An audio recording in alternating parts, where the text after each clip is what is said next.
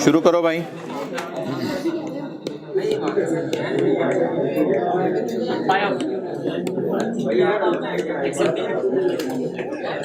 जी अस्सलाम वालेकुम। कैफ 5 लेक्चर 103। अच्छा, आज पहली दफ़ा आपको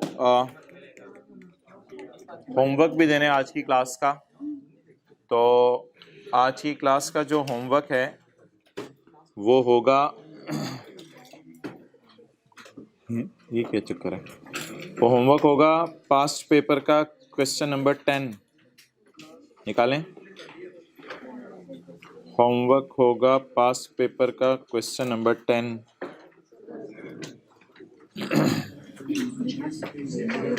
पेज 299 पे जरा रिक्वायरमेंट पढ़ लें होमवर्क की। Prepare statement of comprehensive income for the year ended 31 दिसंबर 2000। ना यार बातें ना करो, देखो page 299 prepare statement of comprehensive income. आज की होमवर्क की रिक्वायरमेंट देखो स्क्रीन पे। एसओसीआई बनानी है इन अकॉर्डेंस विद रिक्वायरमेंट्स ऑफ खाला जी के standard. Compute the current tax and compute the deferred tax. तो भाईजान इस सवाल में फिर कैरिंग अमाउंट और टैक्स बेस का डाटा देगा हमें। अगर करंट टैक्स और डेफर्ड टैक्स अकाउंटिंग और टैक्स वाला डिफिनेशन देगा हमें सारी डिटेल देगा। तो इस सवाल में अगर आप आए तो डेप्रिसिएशन अभी तक चार्ज नहीं हुई। एक्सचेंज ऑफ एसेट की एंट्री याद है, पुराना एसेट जा रहा है नया आ रहा है। अच्छा, उसके बाद ये जिन्होंने टैक्स पढ़ा हुआ है उनको पता होगा इनिशियल डेप्रिसिएशन एक होती है, इनिशियल अलाउंस जिसे कहते हैं। तो ये पता है ये क्या डेप्रिसिएशन होती है? ये वो डेप्रिसिएशन होती है, अभी आपको होमवर्क में दे रहा हूँ, हल्का फुल्का डिस्कस कर रहा हूँ कि खरीदने के साल में ना जिस साल एसेट खरीदा जाता है तो टैक्स वाले कहते हैं 2 दफा डेप्रिशिएट करो, डबल डेप्रिसिएशन। एक दफा नॉर्मल तरीके से 25%, नहीं एक दफा 25% रेट लगाओ, एक दफा जो नॉर्मल रेट है वो लगाओ। तो पहले साल टैक्स वाले कितनी दफा डेप्रिशिएट करवाएंगे? 2 दफा। एक रेट ये हो गया, दूसरा रेट ये हो गया। और जो पहले साल फिर ये वाला रेट लगता है ना, ये पहले लगता है, फिर बीवी निकलती है एसेट की, फिर उस पर ये रेट लगता है 15%। तो ये सवाल के अंदर कॉन्सेप्ट है। एक प्रोविजन फॉर डाउटफुल डेट की एक एडजस्टमेंट है। और यार आपने IAS 10 पढ़ा हुआ है, यकम फरवरी हमारे साल के बाद कुछ हुआ है, कोई फर्क नहीं पड़ता। हमारे साल कोई हालात एग्जिस्ट कर रहे होंगे तो पता चला होगा ना। डेटर के बारे में हमने यही अज्यूम किया हुआ कि हमारे साल बुरे हालात थे, साल के एंड पे कुछ ना कुछ हालात होंगे कि एकदम डेटर बुरा हो गया। ऐसे ही पढ़ा था ना, वो 2 सिनेरियो याद है। डेटर और स्टॉक के बारे में अगर सवाल साइलेंट हो और साल के बाद भी हो जाए तो उसको एडजस्टिंग इवेंट लेंगे। तो ये एडजस्टिंग इवेंट होगा, ये इंशाल्लाह पढ़ेंगे। उसके बाद लोन है, ये IAS 23 क्या कहते हैं? इंटरेस्ट को कैपिटलाइज करो। और याद आ रहा है IAS 12 कहते हैं इंटरेस्ट को कैपिटलाइज नहीं करना, इंटरेस्ट को करंट टैक्स की वर्किंग में माइनस करना है। याद आ रहा है थोड़ा थोड़ा। और ये कोई वारंटीज हैं इनका है। तो सवाल की रिक्वायरमेंट क्या बोले? P&L बनाने। और भाई इस सवाल में मसला आपको आएगा या नहीं आएगा? थोड़ा बहुत आएगा ना मसला, कोई आधी एडजस्टमेंट में मसला आएगा। तो भाईजान आज आपके लिए एक तोहफा है, लेक्चर 103 पार्ट बी, ये अपलोड होगा। ये होमवर्क है। इस होमवर्क की डिस्कशन लास्ट टाइम मुझे करते करते 1 घंटा 37 मिनट लग गए थे। अब आप मुझे बता दें कि पहले सवाल करेंगे या डायरेक्ट वीडियो देख के साथ साथ जो पहले सवाल करेंगे, फिर वीडियो 2x पे देखेंगे या 1x पे, 1.5 पे। तो ये भाईजान सवाल है, इस जैसा सवाल बड़ा जबरदस्त सवाल है। IAS 12 भी है, फाइनल अकाउंट भी है, यानी करंट और डेफर्ड टैक्स की वर्किंग भी है, फाइनल अकाउंट भी है। इसको आज ही कर लेने खुदा के लिए, इसको किसी अगली क्लास के लिए पेंडिंग मत छोड़िएगा। कल से वैसे ही IFRS 15 शुरू हो जाने, उसका होमवर्क मिला करने, उसमें छोटे छोटे सवाल होंगे। होमवर्क में इतने बड़े बड़े फाइनल अकाउंट जैसे सवाल नहीं होंगे। लेकिन ये याद रखिएगा, इस सवाल के लिए आपको बाद में टाइम नहीं मिलेगा। जब ये आप क्वेश्चन 10 कर लेंगे ना, तो फिर मैं आपको फरवरी के अंदर क्वेश्चन 11 होमवर्क में दूंगा, क्योंकि क्वेश्चन 11 की भी सेम रिक्वायरमेंट है।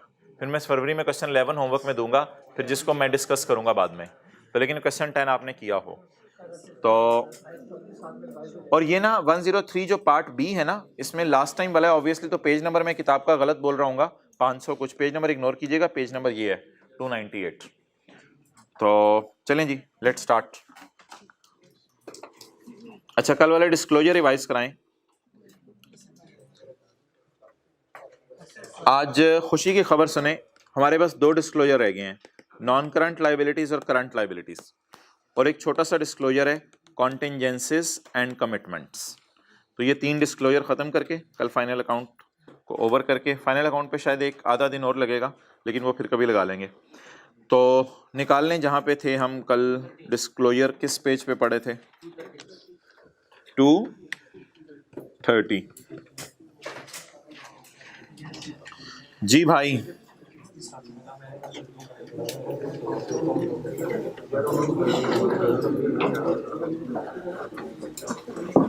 कल हमारे डेटर थे, याद आ रहा है, डेटर थे एसोसिएटेड रिलेटेड पार्टीज, उनका क्या डिस्क्लोज करना था, नाम, एसएल और पीएल, सारे 12 महीनों में जो हाईएस्ट कैरिड डाउन था वो बताना था नरेटिव फॉर्म में, पास ड्यू नरेटिव फॉर्म में बताना होता है, पास ड्यू में ओवर ड्यू होगी इसकी debt, bad debt written off, और bad debt written off carried down तक पहुंचते हुए माइनस हो चुके होते हैं, इसलिए डेटर के अकाउंट में मैंने शो करके समझाया था, और प्रोविजन अकाउंट में पड़ी होती है डेटर के, तो ये भी बताना था, और अगर प्रोविजन की रिवर्सल है ये भी बताना था। अच्छा, एक डिस्क्लोजर कल हमने जाते जाते किया था, वो था पेज नंबर 231 के टॉप पे। अगर हमारी ऑर्गेनाइजेशन ने, मिसाल के तौर पे होंडा है, होंडा ने अपने एम्प्लॉयज को लोन दिया एचआर पॉलिसी के मुताबिक, तो भाई ये करंट एसेट के डिस्क्लोजर हैं, करंट एसेट के डिस्क्लोजर चल रहे हैं ना, तो ये लोन्स क्या हैं, ये लोन रिसीवेबल्स हैं,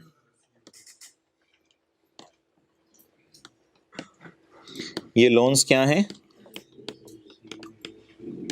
लोन रिसीवेबल, जिसको कहते हैं लोन ऑब्टेन्ड नहीं, लोन ग्रांटेड टू एम्प्लॉइज, इसे लोन ग्रांटेड टू कहते हैं। लोन अगर आपने एम्प्लॉय को दिया है ग्रांटेड टू एचआर पॉलिसी के मुताबिक, तो डिस्क्लोजर देने की जरूरत। अगर लोन आपने suppliers of goods and services को दिया है, मिसाल के तौर पे होंडा कार्स है, होंडा कार्स को सप्लायर ऑफ गुड्स है टायर वाले, और सप्लायर ऑफ सर्विसेज है पीडब्ल्यूसी फर्म वाले जो कि इनका ऑडिट करते हैं, अगर उन्होंने आके इनसे लोन मांग लिया तो भी डिस्क्लोजर की जरूरत। अगर एम्प्लॉय को एचआर पॉलिसी के खिलाफ दिया और 10 लाख से ऊपर दिया तो डिस्क्लोजर की जरूरत है। और अगर इसके अलावा किसी और कंपनी ने आपसे मांगा, सब्सिडरी ने मांगा, कोई आपकी अपनी कंपनीज, नेबरहुड कंपनीज, सब्सिडरीज भी हो सकती हैं आपकी भाईजान, सब्सिडरी ने लोन मांगा और वो 10 लाख से ज्यादा है तो डिस्क्लोजर देने की जरूरत है।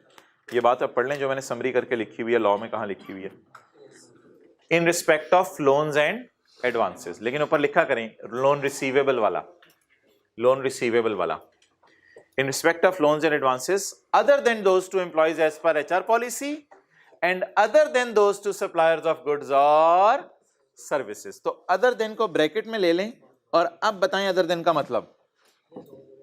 इन दोनों सूरतों में डिस्क्लोजर देने की जरूरत, इसकी समरी अच्छी मैंने आपको अगले सफे पे दी भी है। इन रिस्पेक्ट ऑफ लोन्स, अब पढ़ें, इन respect of loans and advances the name of the borrower, ठीक है, किसने लोन लिया हुआ है, and the terms of the, क्या मतलब, कैसे कैसे वापस करना है, या लोन या एडवांस। अगर लोन कितने से ज्यादा है, 10 लाख से ज्यादा है, together with particulars of security, और साथ साथ आपने सिक्योरिटी क्या रखवाई हुई है, क्लियर, सिक्योरिटी आपने रखवाई होगी या आपके एम्प्लॉय ने आपके पास रखवाई होगी, एम्प्लॉय ने रखवाई होगी। तो बता दें येलो में जो मैं हाईलाइट करने लगा हूं, एक जो नीचे हुआ है वो नहीं, वो मैं किसी दिन आपको पढ़ाना है 4th और 5th शेड्यूल। मुझे बताएं जो स्काई ब्लू में मैं हाईलाइट करने लगा हूं, इसका डिस्क्लोजर देना है नहीं देना, नहीं देना, इसके अलावा किसका डिस्क्लोजर देना है वो लॉ ने नहीं लिखा, वो अगले सफे में मैंने आपको बताया कि इसके अलावा कौन लोग हो सकते हैं जिन्हें डिस्क्लोजर देना, जिनको लोन दे दें तो डिस्क्लोजर देना पड़े। अब अगर इन लोगों को आपने लोन दे दिया है और 10 लाख से ज्यादा है, तो इन लोगों को अगर लोन दे दिया तो 10 लाख से ज्यादा है, तो बताएं जी क्या क्या डिस्क्लोज करना है, name, name, number 2 terms of, या लिखें लिखें ताकि याद भी हो, टर्म्स ऑफ, और तीसरी चीज क्या डिस्क्लोज करनी है, कोलेटरल, सिक्योरिटी, उन्होंने क्या सिक्योरिटी रखवाई हुई है। ये तो मुझे लग रहा है नैरेटिव डिस्क्लोजर होगा सारा, नरेटिव डिस्क्लोजर होगा जिसमें लिखा होगा कि ये चीज़ें हमने उसको जो है वो लोन दिया था, तब इसने वापस करना है और ये इसने कोलेटरल रखवाया हुआ है।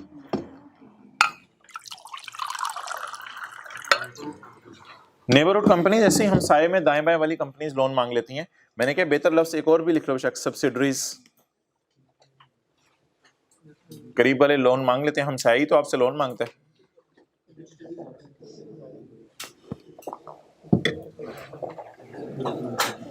ओके, अब इसका जो हमने सवाल किया था कल कौन सा था? क्वेश्चन नंबर, लिख लें क्वेश्चन नंबर 3, पेज नंबर 415।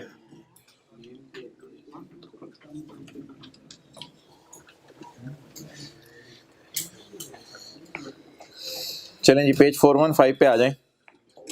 अब वो भाई नहीं पहुंचे अभी तक? नहीं, वो भाई नहीं पहुंचे। और आप करिए, किसी काम तो नहीं आए? किधर है यार लेक्चर नोट्स? पेज 415 पे वापस आ जाएं। आज अगला सवाल करते हैं 416।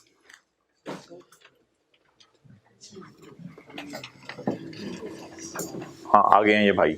तो भाईजान ये एक डिस्क्लोजर है जो आज आपसे बात कर रहा हूं। ये एक डिस्क्लोजर है जो आज पहले हम बनाएंगे और बाद में पढ़ेंगे ये बनता कैसे है।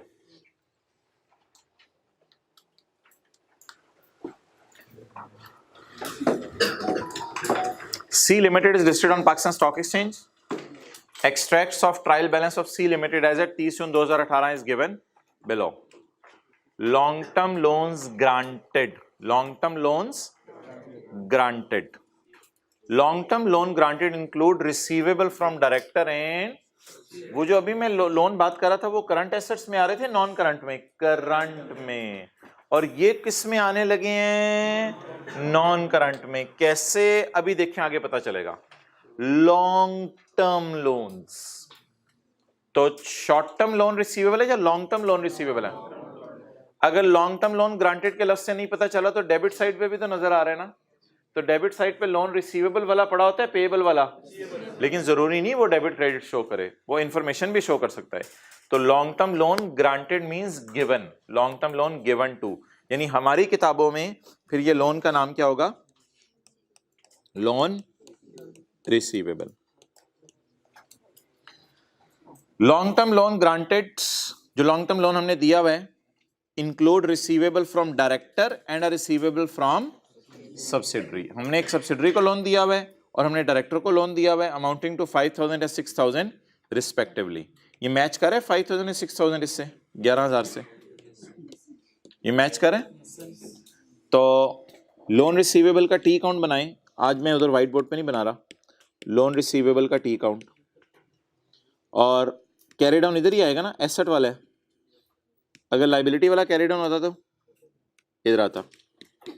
कैरी डाउन बताएं, 11000। इसके टोटे टोटे करें, 5000 और 5000 किससे रिसीवेबल है? डायरेक्टर से। और 6000 सब्सिडरी से। अब इसको किस फॉर्म में लिख दें? टेबुलर फॉर्म में लिख दें या डिस्क्रिप्टिव फॉर्म में लिख दें? टेबुलर, यानी कि टेबल सा बना देना, एक लाइन आ रही हो फिर आगे अमाउंट्स आ रही हो। तो चलें जी,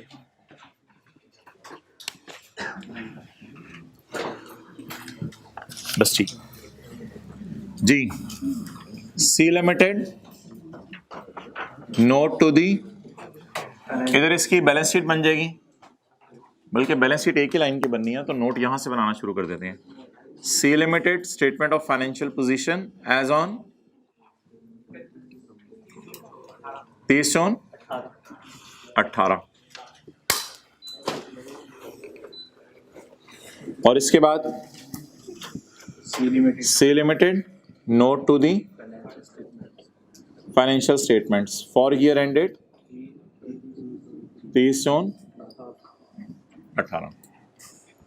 अच्छा जी, नोट का नंबर में भी 7, लॉन्ग टर्म लोन ग्रांटेड। ये 4-5 लाइनों पे बैलेंस शीट आ जाएगी और 15-20 लाइनों पे नोट आ जाएगा। Long term loan granted.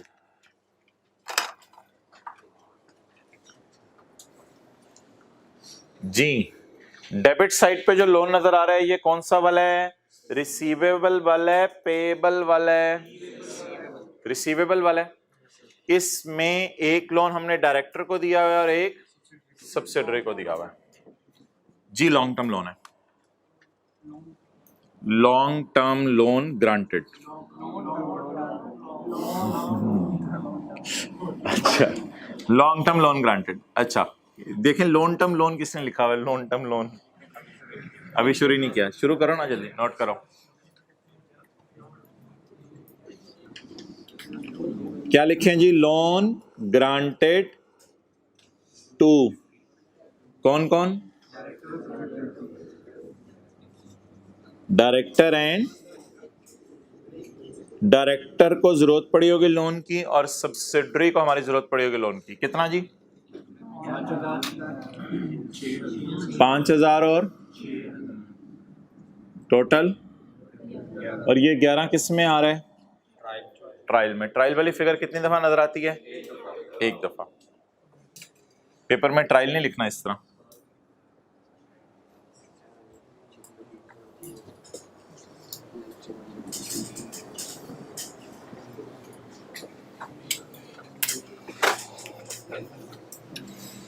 आ जाओ बता दें यार इसका मतलब 2000 receivable from subsidiary is due. यार ड्यू का मतलब डेटर्स के रिसीवेबल्स के लिए रिसीवेबल्स और क्रेडिटर्स टाइप चीजों के लिए पेएबल। तो ड्यू का मतलब रिसीवेबल लिखें। ड्यू का मतलब रिसीवेबल। एसेट्स के लिए ड्यू का मतलब रिसीवेबल। हमारी डिस्कशन एसेट पे चल रही है। यार 6000 है सब्सिडरी का जो रिसीवेबल, उसमें 2000 रिसीवेबल एक साल के अंदर अंदर मिल जाना है। तो बता दें 6000 में ये जो 2000 पड़ा हुआ है ये एक साल के अंदर मिलना है या एक साल के बाद? एक साल के अंदर अंदर। तो इसको करंट पोर्शन में ले जाएं, नॉन करंट पोर्शन में? करंट पोर्शन में ले जाएं। इसका जरा आज तरीका देखें। एक ये भी इसका तरीका है नोट के जरिए चलाने का, क्योंकि फेस के ऊपर मैं नोट 2000 9000 और 2000 शो कर सकता था, लेकिन जब नोट बन रहा हो ना तो कई लोग फिर ऐसे करते हैं less current portion, less current portion. लेकिन किसका करंट पोर्शन है? सिर्फ सब्सिडरी के लोन का करंट पोर्शन है या डायरेक्टर वाले का? सब्सिडरी का करंट पोर्शन। जी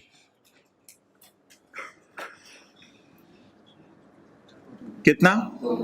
2000। बाकी कितना बचा? आप बता दें। असल में हमने कुछ भी नहीं किया सिवाय इसके कि हमने 11,000 को करंट और नॉन करंट में तकसीम कर दिया। जिस तरह वो नहीं करते थे कंसोलिडेशन के अंदर, वो आता था लेस शेयर ऑफ पेरेंट, वो लिख के उसको तकसीम करते थे उन दोनों में एनसीआई के अंदर। छोड़े, करंट और नॉन करंट पोर्शन में तकसीम कर दिया। अब फेस पे बोलें क्या आएगा? 11 आएगा या 9 और 2 आएगा? 9 2 11 तो नहीं होना ना हमने क्लास से, तो 11 आएगा और 9 और 2 आएगा। तो नॉन करंट एसेट्स में आएंगे हम, नॉन करंट एसेट्स में, और नॉन करंट एसेट्स में यही लफ्ज लिखेंगे लॉन्ग टर्म लोन ग्रांटेड। और इधर रेफरेंस क्या देंगे भाईजान? नोट 7, ये जरूर देना है रेफरेंस। नोट 7, नोट 7 के मुताबिक लॉन्ग टर्म पोर्शन कितना है 9 और करंट एसेट्स में कितना जाएगा? क्या लिखूं क्या लिखूं? Current portion of long term loan कितना? 2000।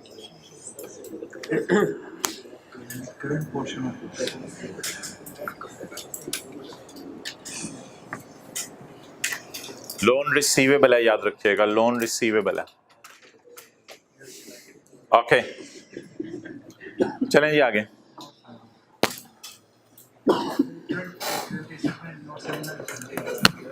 हाँ करंट एसेट्स में भी नोट का रेफरेंस देने दे दो, कोई मसला नहीं।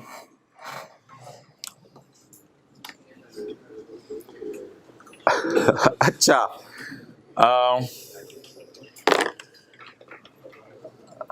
अल्लाह भला करे आपका।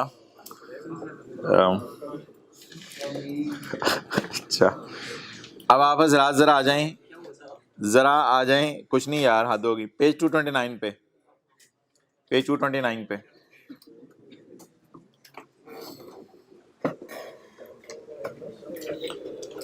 एक हमने लोन, साथ साथ पढ़ते रहे ना, एक उंगली उधर रखें, एक उंगली इधर हो। लोन एक हमने किसको दिया हुआ है,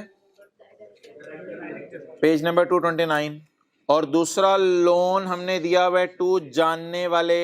यार ये मैंने बताया था, ये जो कंपनी लॉ है ना, इसमें एसोसिएट से मुराद एसोसिएटेड कंपनी नहीं होती, एसोसिएट से मुराद सब्सिडरी, एसोसिएटेड कंपनी सारी होती हैं। तो भाईजान अब डायरेक्टर के लोन के 2 डिस्क्लोजर और एसोसिएट के लोन के 6 डिस्क्लोजर, ये ऑलमोस्ट कल वाले हैं, ये नए हैं। डायरेक्टर के लोन के कितने डिस्क्लोजर, 2 डिस्क्लोजर देने हैं, और सब्सिडरी के लोन के 6 डिस्क्लोजर देने हैं। क्लियर?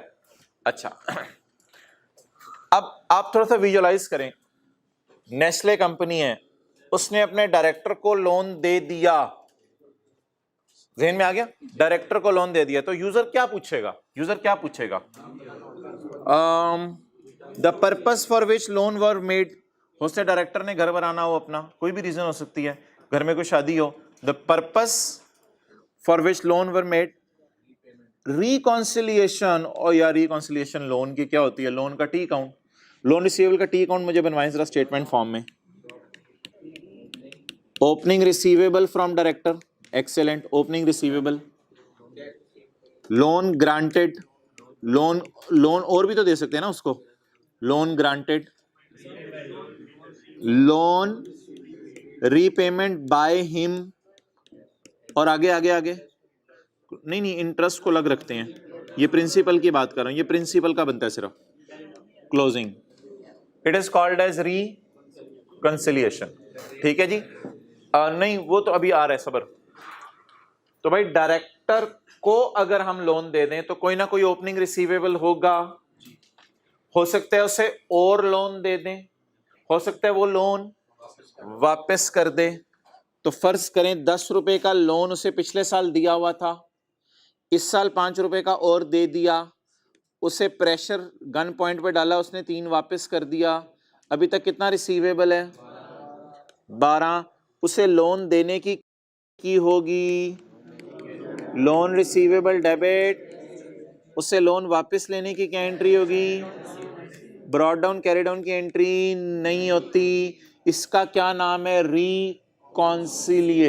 बना लें, क्योंकि हमारे सवाल में रिकॉन्सिलिएशन जरा आसान है, इसलिए ये वाली बना लें।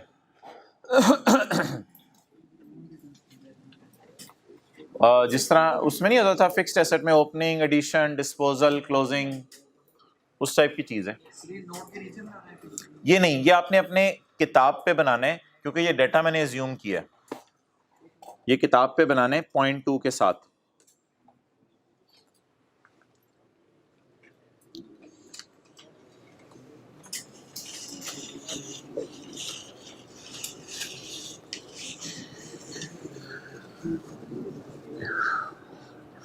जी, कहानी को विजुअलाइज करें और दोबारा सोचें, साल के शुरू में कितना लोन लेना था डायरेक्टर से हमने, डायरेक्टर ने लोन वापस क्या करना था, डायरेक्टर ने और लोन मांग लिया, डायरेक्टर ने कहा छोटी बेटी की भी शादी आ गई है, रिश्ता मिल गया, और लोन चाहिए, loan receivable debit, cash credit, और फिर cash debit, loan receivable credit.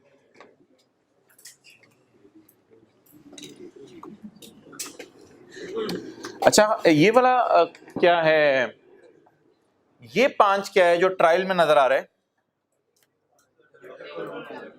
ये इन चारों में से, चारों फिगर्स में से कौन सा है, पोस्ट क्लोजिंग ट्रायल होता है ना, पोस्ट क्लोजिंग ट्रायल गिवन होगा ना ऐसे सवालों में जिसमें डिस्क्लोजर मांगना है, क्योंकि एंट्रीज वगैरह तो सारी हो चुकी होंगी। तो अगर मैं अपने सवाल की बात करूं तो जो हमारे सवाल में 5000 है वो मैं कहां, बाई लेट आते हैं, हमारे सवाल में जो 5000 है वो कहां फिट करूंगा, यहां पे, सही है, क्योंकि ट्रायल में क्लोजिंग बैलेंसेस आ रहे होते हैं, क्योंकि अकाउंटेंट कैश की एंट्री नहीं भूलता। ओके, दो डिस्क्लोजर डायरेक्टर के बताएं जल्दी जल्दी जल्दी। अच्छा कहानी में दोबारा आ जाए करें, किसने लोन दिया? नेस्ले ने। किसको? तो यूजर पूछेंगे बार बार भाईजान क्यों लोन दिया। नंबर 1 क्या करना है? पर्पस बताने। एंड नंबर 2 री of carrying amount at beginning and at the end showing disbursements and. ये डिसबर्समेंट कौन सी है? 5 रुपए वाली 3 रुपए वाली? डिसबर्समेंट नहीं, 3 ना रीपेमेंट होती है, डिसबर्समेंट होती है हमारी तरफ से। तो डिसबर्समेंट 5 है,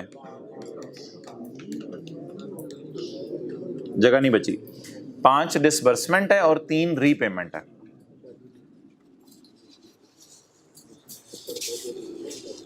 डायरेक्टर मेरे पास आएगा तो हम उसे लोन डिसबर्स करेंगे, वापस नहीं मांगे, डिसबर्स लोन देना।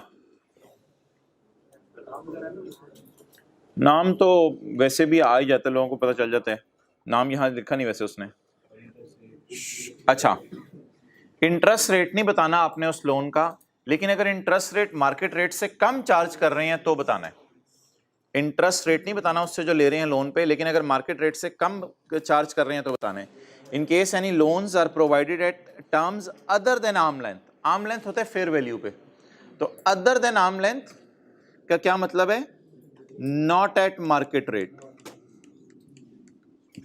अगर डायरेक्टर से मार्केट रेट से कम लोन ले रहे हैं तो रीजन बतानी है उसकी। रीजन क्या चाहिए है? हमारा 10 साल से हमारे पास काम कर रहा है।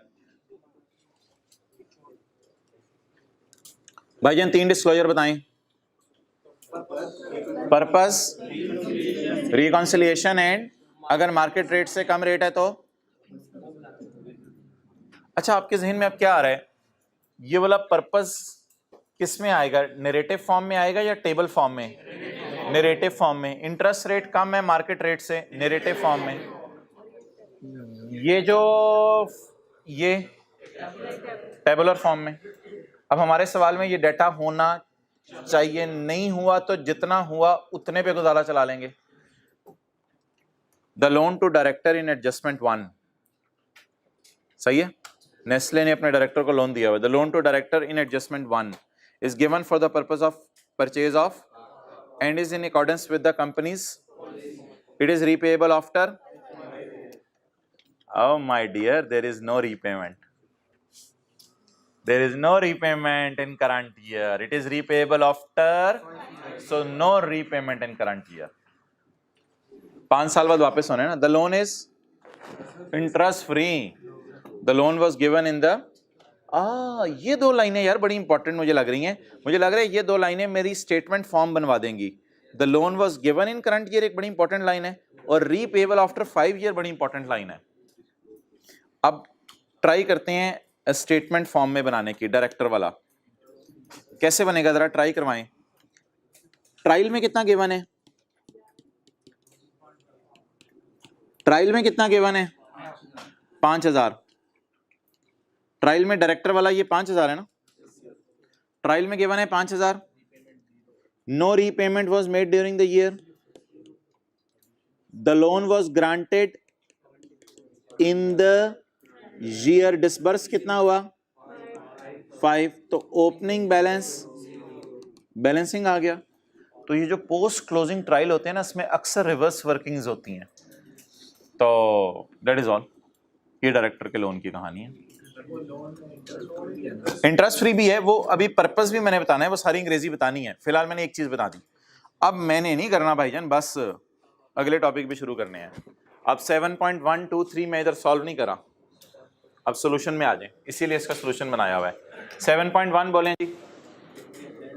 7.1 क्या मतलब? डायरेक्टर अनसिक्योर्ड, सब्सिडरी सिक्योर्ड पे मैं बात बाद में करता हूं। ये 5, 6 और -2, ये डब्बे की जरूरत नहीं है, ये खाली 2 भी काफी था। 5, 6 ये अच्छी प्रेजेंटेशन है कि आपने जो लोन दिया हुआ डायरेक्टर को, उसका कोई करंट पोर्शन नहीं है। एम्प्लॉय की जगह डायरेक्टर लफ्ज होना चाहिए था, डायरेक्टर लिख दें काट के सॉल्यूशन में। और सब्सिडरी का 2000 टोटल 9 ही है, तो ये 11 - 2 9। ये तो मैं फेस पे ले गया हूं, लेकिन मैंने यहाँ पे सिर्फ एक दफा माइनस किया था 2, यहाँ 2 के साथ 0 भी माइनस किया हुआ है, क्योंकि करंट पोर्शन किस वाले लोन का नहीं है? डायरेक्टर वाले का। अच्छा, डायरेक्टर वाले के 3 डिस्क्लोजर बताएं। पर्पस आ गया, इंटरेस्ट फ्री वाला जिक्र भी हो गया, सब कुछ देकर हो गया। और ये क्या आ गई, मेरे ख्याल से आगे बस जरूरत नहीं है, अब ये तो डायरेक्टर के लोन का सारा डाटा आ गया। तो जो इन्फॉर्मेशन थी वो सारी हमने पुट कर दी। इसको डिसबर्समेंट्स मैंने लिखा हुआ, और ये फिगर बैलेंसिंग आई हुई है। जी भाई, डायरेक्टर एम्प्लॉइज भी होते हैं, कुछ डायरेक्टर एम्प्लॉइज नहीं होते, डिफरेंट है। तो आप डायरेक्टर लिख दो बस, डायरेक्टर। आगे चलें जी। भाईजान एसोसिएट को अगर आप लोन दे दें, यानी पेरेंट सब्सिडरी को लोन दे दे, पेरेंट रॉयल फैन को लोन दे दे, तो क्या क्या डिस्क्लोज करना है? सोचे सोचे सोचे। पीटीसीएल ने सब्सिडरी को लोन दिया, पीटीसीएल अपने यूजर को क्या क्या बताए? सोचें क्या क्या क्या बताएगी? Name of each associate and related party, terms, कितने सालों के लिए लोन दिया, पर्टिकुलर्स ऑफ कोलेटरल, 12 महीने के लोन के कैरिड अकाउंट में से मैक्सिमम जो कैरी डाउन है, maximum agreed amount receivable at any time during the year calculated by reference to month and balance, provision for doubtful debt and loans written off, provision अलग बताएं, written off अलग बताएं। Done. अब पढ़ लें सवाल। Purpose बता देना, यहां लिखा नहीं हुआ उसने, पर्पस बता देना। एक्स्ट्रा डिस्क्लोजर देने में कोई मसला नहीं है। The loan to subsidiary represent the loan for purchase of new plant. Ufone ने पीटीसीएल को कहा था मुझे नया प्लांट चाहिए, and are repayable over a period of 1 to 3 year. थोड़ा थोड़ा करके वापस करें। यहां रिकंसिलिएशन नहीं देनी, यानी रिकंसिलिएशन मांगी, रिकंसिलिएशन मांगी नहीं। अच्छा जी, नेम बताएं सब्सिडरी का, नहीं दिया हुआ, फर्क कराएं, दिया हुआ ऊपर, दिया हुआ, हाँ ऊपर दिया हुआ यार, ट्री लिमिटेड। अच्छा नेम पता चल गया। टर्म्स ऑफ लोन बताएं। Loan subsidiary represent loan for purchase of new plant and prepayable over a period of 1 to, ये टर्म्स हो गई। आगे बताएं पर्टिकुलर्स ऑफ कोलेटरल। कोलेटरल मेरा नहीं ख्याल कोई दिया हुआ। The balance outstanding from subsidiaries is secured by way of land in, उसकी लैंड के डॉक्यूमेंट्स हमने अपने कब्जे में रखे हुए, अपने करवाई नहीं हुई अपने नाम, उसके लैंड के डॉक्यूमेंट्स अपने कब्जे में रखे हुए हैं। ये कोलेटरल हो गया। Maximum aggregate amount, the maximum aggregate amount due, due का मतलब लिखें receivable, receivable from subsidiary at the end of any month was 9,000। यार ये 9,000 क्या होता है? ये 9,000 खुदा के लिए ट्रायल से मैच ना कराइएगा। ये 9,000 होता है पूरे साल में 12 महीने में किसी भी वक्त हमने उससे कितने पैसे मैक्सिमम लेने थे। अच्छा, no provision and return of is required in respect of this loan. तो ये सारे डिस्क्लोजर देने हैं। अब हम सॉल्यूशन में आते हैं।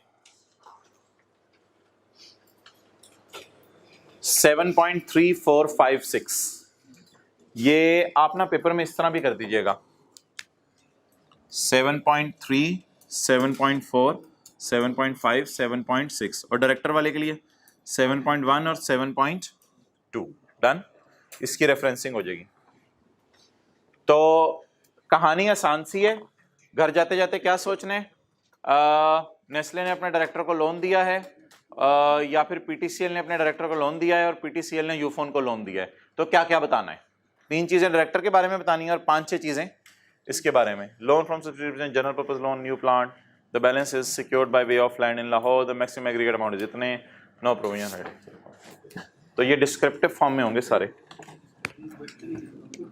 क्वेश्चन ही सारा लिखा हुआ है और कुछ भी नहीं है, डिस्क्रिप्टिव फॉर्म में। तो इसका सॉल्यूशन अब मैंने नहीं करवाया क्योंकि इससे सॉल्यूशन कल करवा दिया था। ओके चलें जी, अल्लाह का शुक्र है, ये हमारा आखिरी डिस्क्लोजर रह गया। That is on page 232।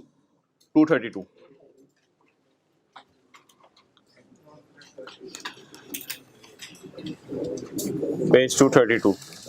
अच्छा, इसके डिस्क्लोजर का क्वेश्चन नंबर लिख लिया और पेज नंबर। कौन सा क्वेश्चन है? Question 4, page number 416।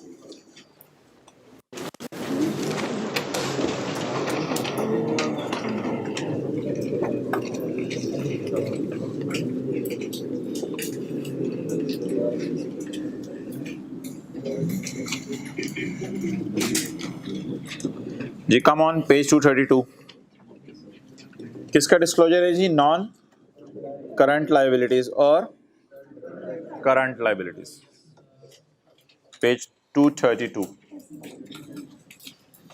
यार इसको भी ऐसा करें ना, लाइव भी देखें, पहले लाइव देखें। माजरत, पेज 418 पे आ जाएं, पेज 418 पे।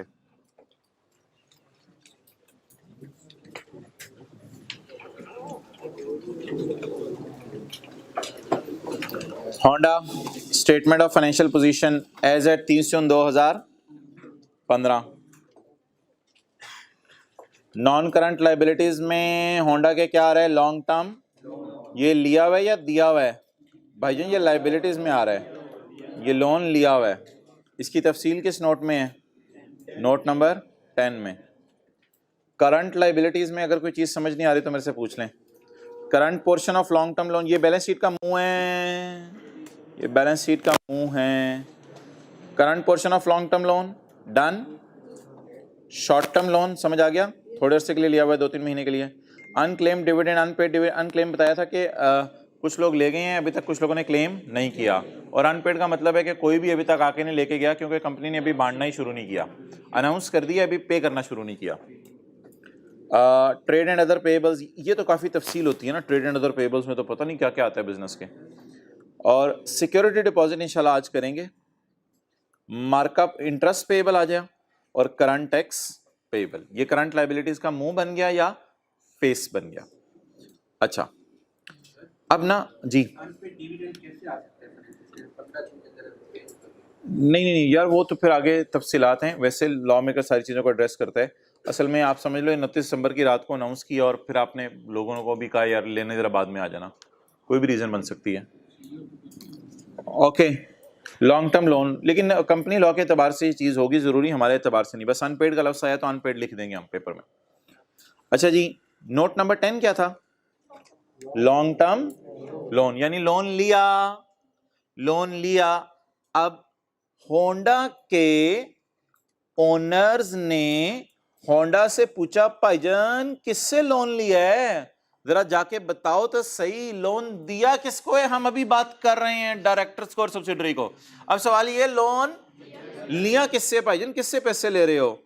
तो ये नोट 10 है, ये नोट 10 का आगे ब्रेकअप आ रहा है कि हमने लोन लिया हुआ है हबीब बैंक से, और ये क्या है? सिक्योर्ड, और एसोसिएट का अनसिक्योर्ड।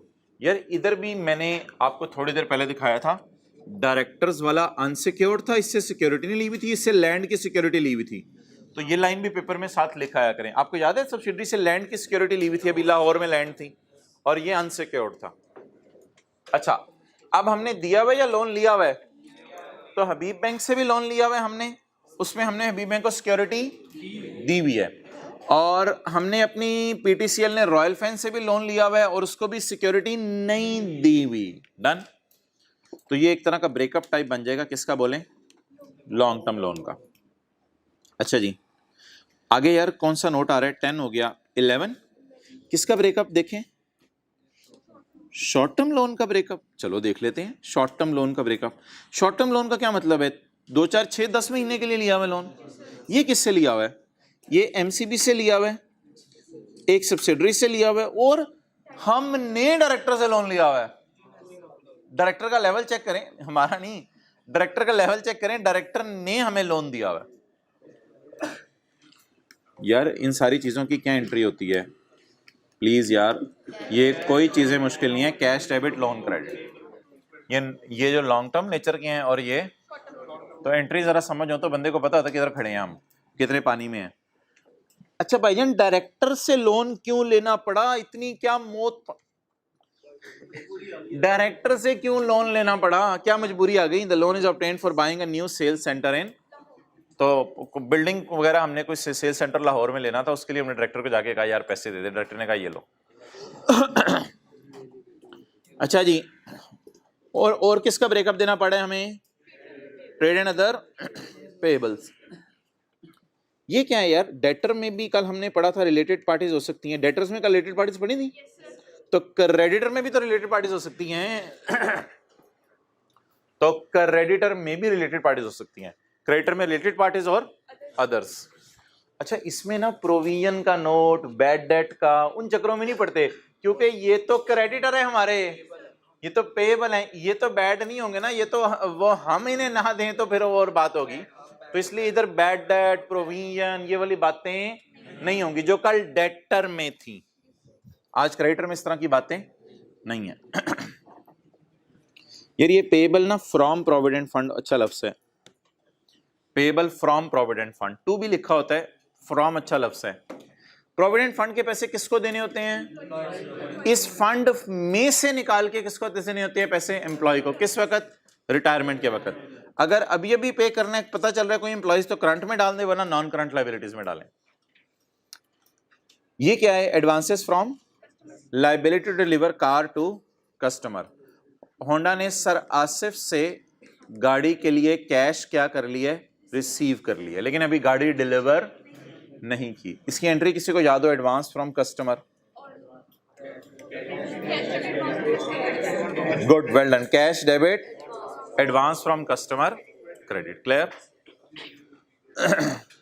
ये क्रूड लायबिलिटीज क्या होती हैं भाईजान? रेंट पेएबल, बिजली के बिल पेएबल, एटसेट्रा, ये क्रूड लायबिलिटीज हैं। चलें, अब यहां लाके मैं दोबारा खड़ा करता हूं आपको। लॉन्ग टर्म लोन किससे लिया हुआ था? HBL से, और एक और लोन लिया हुआ था किसी से, एसोसिएट्स। शॉर्ट टर्म लोन भी कुछ लोगों से लिए हुए थे। अनक्लेम्ड अनपेड का सब नोट बनाने की जरूरत। ट्रेड एंड अदर पेएबल्स में काफी सारे पेएबल्स आ रहे थे। क्रेडिटर्स रिलेटेड पार्टीज भी आ रही थी, अदर्स भी आ रही थी, और इसी तरह बोले पेएबल फ्रॉम प्रोविडेंट फंड और एडवांस फ्रॉम कस्टमर और एक्रूड लायबिलिटीज। इसके ऊपर हमारे जो है ना 5-10 मिनट लगने हैं। सिक्योरिटी डिपॉजिट्स, ये आखिरी डिस्क्लोजर है इसका, ये देख लें। सिक्योरिटी डिपॉजिट्स,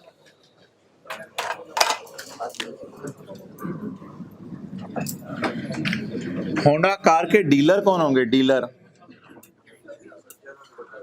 इनका काम क्या होगा? होंडा कार की गाड़ियां बेचना। अच्छा, मिसाल के तौर पे एक डीलरशिप ले ली वसीम अकरम ने लाहौर के अंदर, और कराची में शेख रशीद ने ले ली। इस्लामाबाद कर लें, चलें। इस्लामाबाद में शेख रशीद ने और जरदारी ने डीलरशिप ले ली कराची में।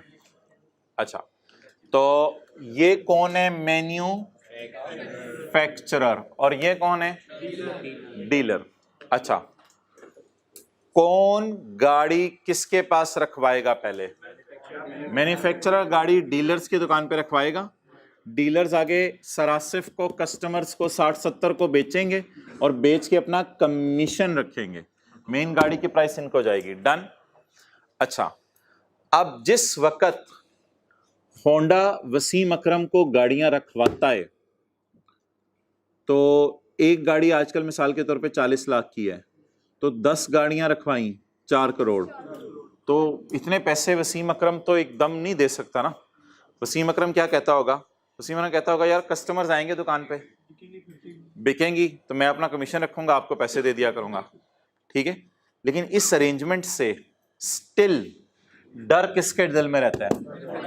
होंडा के दिल में फिर भी डर रहता है, यार मेरी 10 गाड़ियां उनके पास खड़ी हुई हैं। तो इसलिए डीलरशिप जब ये लोग लेते हैं, तो डीलरशिप लेने से पहले ये लोग इनको कुछ सिक्योरिटी जमा कराते हैं। करोड़, 2 करोड़ रुपया, 3 करोड़ रुपया, 10 करोड़ रुपया, जितनी भी तय हो जाए शुरू में, कि भाईजान आपको डीलरशिप चाहिए तो हमने आपको सामान भेजा करना है, आप हमें क्या दें? सिक्योरिटी दें। डीलर का पहले काम बता दें, डीलर क्या करेगा? डीलर मैन्युफैक्चरर का सामान रख के बेचेगा। मैन्युफैक्चरर के दिल में क्या डर होगा? कि मैंने इसको सामान रखवाया है, रखा हुआ सामान मेरा हो सकता है मिस अप्रोप्रिएट कर ले और मेरा नुकसान हो जाए। तो इस नुकसान को कवर करने के लिए डीलरशिप मिलती ही तब है जब हैवी चेक शेख रशीद और जरदारी बना के दें किसके नाम का, और ये सिक्योरिटी है, ये पैसा अमानत है। इसका क्या मतलब है कि वसीम अकरम ने अगर 10 करोड़ का चेक होंडा को दे दिया डीलरशिप लेने के लिए, डीलरशिप मिलती ही नहीं जब तक आप हैवी चेक ना दें। तो वसीम अकरम 10 करोड़ का इसको चेक देता है, ये इसको डीलरशिप दे देता है। अब होंडा जब इसको गाड़ियां रखवाएगा 10 गाड़ियां और ये आगे 4 करोड़ की बेचेगा, वो 4 करोड़ भी देने हैं, वो तो गाड़ियों के सेल के देने हैं। सिक्योरिटी तो अलग चीज है जो जमा करवाई हुई है, और सिक्योरिटी होंडा को कब वापस करनी पड़ेगी? जब वसीम अकरम हाथ खड़े कर देगा, भाई ये डीलरशिप बड़ा मुश्किल काम है, रोजाना रोजाना कस्टमर से सर मारी, ये मेरे से नहीं होती, तो उस दिन ये पैसे वापस करने पड़ेंगे। तो ये गाड़ियों के पैसे हैं या अलग पैसे हैं? अच्छा, अब इसके डिस्क्लोजर बहुत जरूरी हैं, क्योंकि ये पैसा अमानत के तौर पे पड़ा हुआ है होंडा के पास डीलर का। अगर सजेस्टेड तो ये इस पैसे को आप बिजनेस में अपने यूज ना करो, क्योंकि होंडा ने अपने बिजनेस में ये पैसा यूज कर लिया, बाद में इसने वापस मांगा तो होंडा को फिर मसला पड़ जाने। लेकिन अगर आप चाहते हो कि मैं इसको बिजनेस में यूज करूं, तो फिर स्टैंडर्ड कह रहा है लॉ मेकर हमारा कि इसके कुछ डिस्क्लोजर दे दो यूजर को कि ये पैसा किस में यूज हुआ है, बिजनेस में यूज हुआ है। अब अगर आप मुझे डायरेक्शन बता दें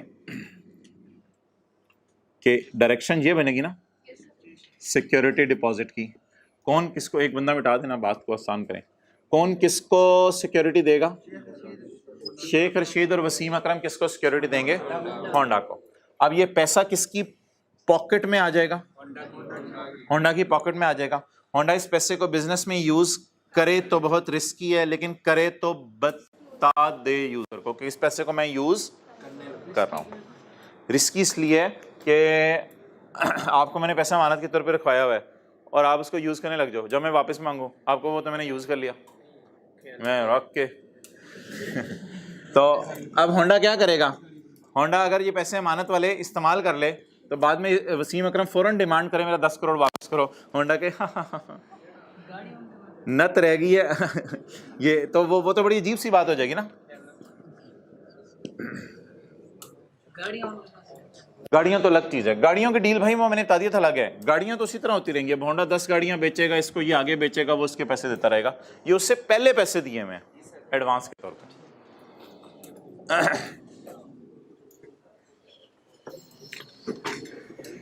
चलें जी, पेज 232 डिस्क्लोजर खत्म हो रहे हैं, साथ वालों को मुस्कुरा के देख लें, डिस्क्लोजर खत्म हो रहे हैं। पेज 232 भाईजान, पहले कौन सी लाइबिलिटी वो मैं भी नोट करने का टाइम दूंगा, अभी मैं उधर जाने बार बार। पेज 232 पहले कौन सी liability? Non current. Non current में कौन कौन था हमारे मिसाल में? एमसीबी था? नहीं, एचबीएल था और एसोसिएट था। गुड, एचबीएल था और एसोसिएट था। तो नॉन करंट लाइबिलिटीज के ऊपर पेज नंबर लिख लें, कौन सा था? 418।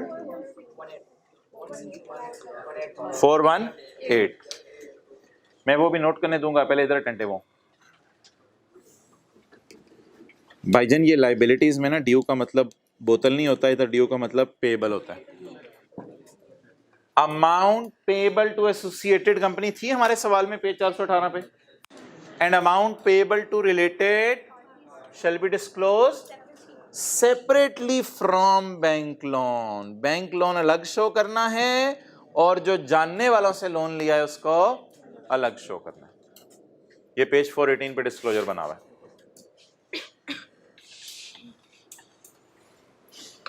ज़ियारत कर लो, ये देख लें, ये वाला करंट लायबिलिटीज में पेएबल टू प्रोविडेंट फंड, ये वाला deposits accrued liabilities and advances from, हाँ एडवांसेस फ्रॉम कस्टमर लिख लें, advances from customers. Point 3 loan from bank and other financial institutions. Loan from bank and other financial institutions, ये जरा देखते जाइएगा। Loan from banks current liabilities में, loan from bank MCB देखा नहीं कुछ लोगों ने, दोबारा देखें। Loan from banking companies and other, तो loan from banking company done. loan from related parties, loan from related parties done, loan from directors, loan from directors। तो इन दोनों पॉइंट्स को अंडरलाइन करके उस पेज का कौन सा नोट बना हुआ है? 11।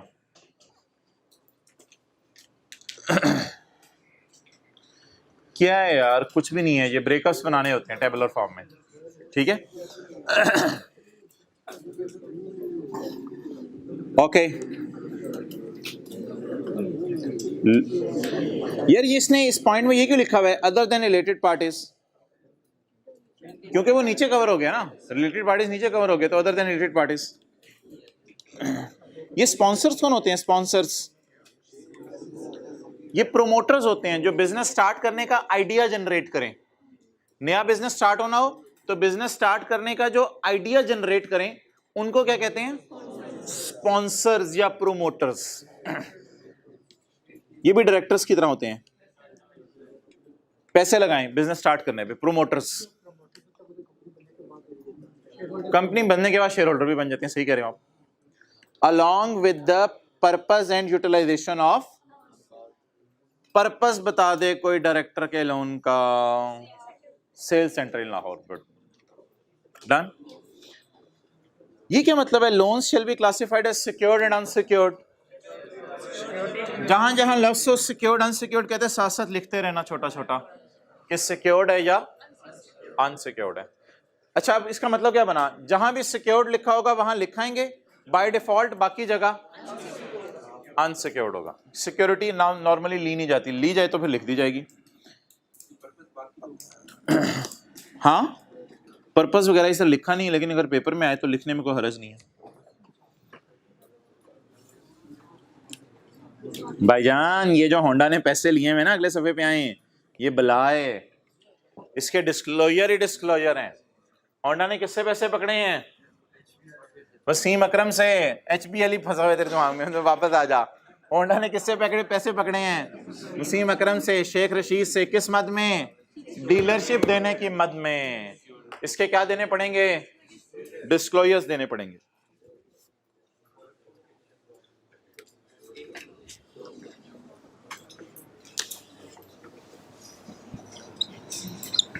ये एक लफ्ज़ वो लिखेगा अदर्स बार बार, इसका मतलब बता दें यार। जिंदगी में कभी भी अदर्स आए ना तो इसको देख लिया करें। तो अगर बिजनेस में आपने अमानत यूज कर ली, अमानत किसने दी? वसीम अकरम ने। 10 करोड़, 10 करोड़ अमानत पड़ी थी। 10 करोड़ में से 2 करोड़, 8 करोड़ अमानत ही अमानत है। ये तो अमानत है, ये भी इस्तेमाल बिजनेस में नहीं की, इसको हमने साइड पे लगाया हुआ है कि ताकि ये पैसे एकदम देने पड़ जाए तो कुछ तो पैसे हमारे पास पड़े हो। इसके लिए कौन सा लफ्ज़ यूज करेगा? अदर्स। तो ऐसा करते हैं ना, अमाउंट्स पे लिख लेते हैं, फिर डायग्राम बनाने का आपको एंड पे टाइम दे दूंगा। 10 करोड़, 2 करोड़, 1000 नहीं ना, थोड़ा डीलरशिप लिया यार, होंडा की हदों की, तो हजारों में बात करें, और 8 करोड़। बाइफरकेशन का मतलब बताएं। Bifurcation, breakup. Bifurcation of amount received as for cars to be delivered, for cars to be. अब ये 10 करोड़ पे जब पकड़ लिया हमने इसे डीलरशिप का, हमारी जिम्मेदारी क्या है? जब अब ये डीलर कहा जाएगा इसको गाड़ियां भेजा करेंगे, और वो फिर आगे गाड़ियां किसको भेजा करेगा? कस्टमर को। Bifurcation of amount received as security deposit for car to be delivered into amounts. Bifurcation किस किस में करनी है? Into amount used for company business and others. Others का क्या मतलब? नॉट यूज्ड इन बिजनेस, अमानत के तौर पे पड़ी हुई है, नॉट यूज्ड इन। अदर का मतलब है स्टिल अमानत। अमानत आया हुआ है क्लास में? स्टिल अमानत। अच्छा, मजा आ जाने कल IFRS 15 में, ओए हो अखीर हो जाना। IFRS 15 कोशिश करेंगे पावर पॉइंट पे हो, नहीं ऑनलाइन साल नहीं होगा। ओके नेक्स्ट, आगे बढ़ें जी। बिजनेस में कितना पैसा रख दिया भाईजान? बिजनेस के लिए कितना रख दिया है? 2 करोड़ और others 8 crore. 8 crore is still अमानत, स्टिल अमानत। अमाउंट यूज फॉर बिजनेस कितनी कितनी कितनी कितनी? 2 crore. Amount use for business from the security deposit, from security deposit must be in accordance with the requirements of Wasim Akram से लिखवाओ भाईजान, हम ये पैसा इस्तेमाल करेंगे बिजनेस में, आपको एतराज तो नहीं? वसीम अकरम कहेगा डीलरशिप दे दो, जो मर्जी करो मेरे पैसे का, डीलरशिप दो एक दफा मुझे। तो रिटर्न एग्रीमेंट उससे करें, और रिटर्न एग्रीमेंट जो होते हैं ना वो कंपनी लॉ की रिक्वायरमेंट्स पूरी करता है। रिटर्न एग्रीमेंट में पार्टीज के राइट्स ऑब्लिगेशंस कंपनी लॉ वाली होती हैं। And amount kept in separate account, ये 2 करोड़ नहीं होगी। सेपरेट अकाउंट में कौन सी अमाउंट रखी होगी? सोच के बताएं। अदर्स वाली सेपरेट अकाउंट में रखी होगी। ये तो यूज करने लग जाएंगे ना हम अपने बिजनेस में, तो ये अदर्स वाली होगी।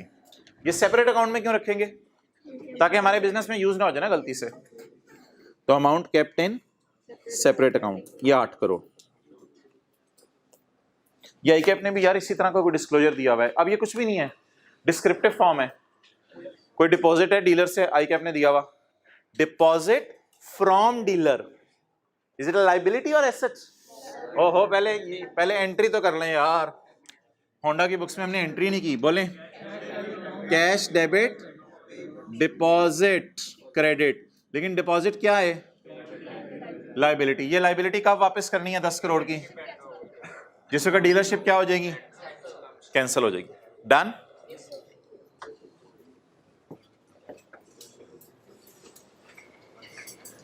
तो ये डिस्क्रिप्टिव फॉर्म में आईकैप ने कोई डिस्क्लोजर दिया, दीज रिप्रेजेंट सिक्योरिटी डिपॉजिट्स।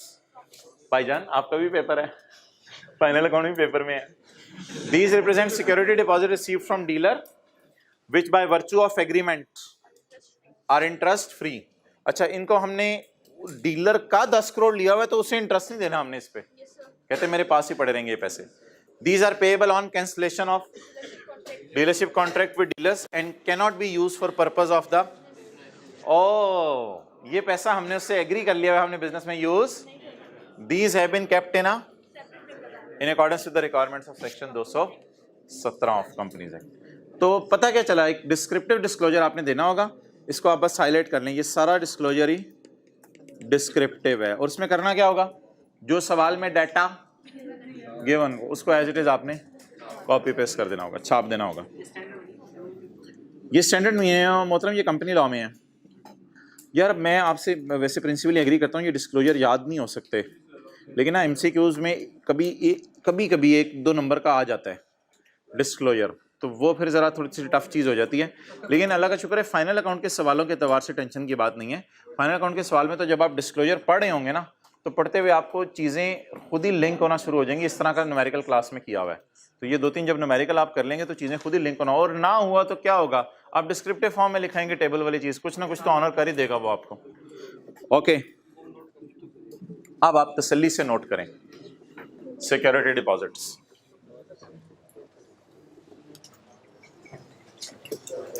ये जर्नल एंट्री भी जरूर लिखिएगा।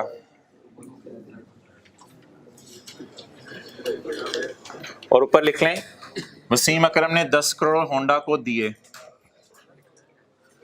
डीलरशिप लेने के लिए। ऊपर हेडिंग लिख लें वसीम अकरम ने 10 करोड़ होंडा को दिए डीलरशिप लेने के लिए।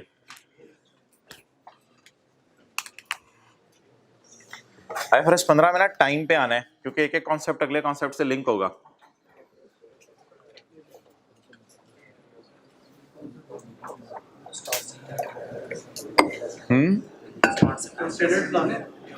स्टैंडर्ड्स नहीं लाने,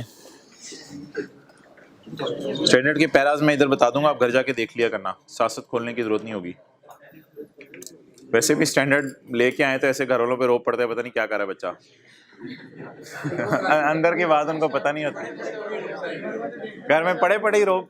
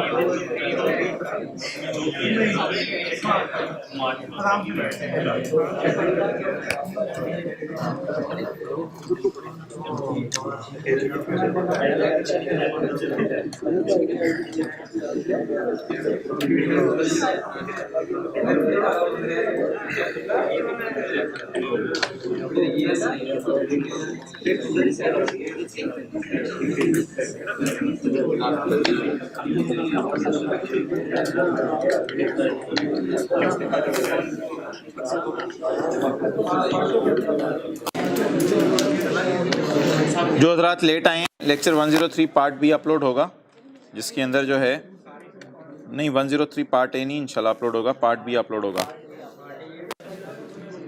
ये तो क्या भाई, स्केड्यूल्स में बताऊंगा, स्केड्यूल्स में बताऊंगा।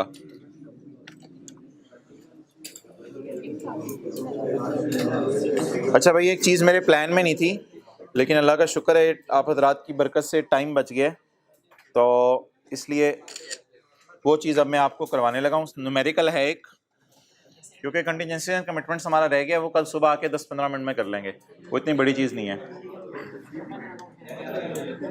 ओके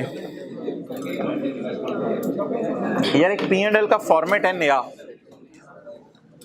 P&L का नया फॉर्मेट है, कभी सुना हुआ? क्लासिफाइंग एक्सपेंसेस बाय नेचर और क्लासिफाइंग एक्सपेंसेस बाय फंक्शन, नहीं सुना? Classifying expenses by nature and classifying expenses by function, बड़ा नीट सा करके ना एक फॉर्मेट बनाए अपने रजिस्टर पे। फिर न्यूमेरिकल करते हैं। Profit and loss, statement of comprehensive income, revenue,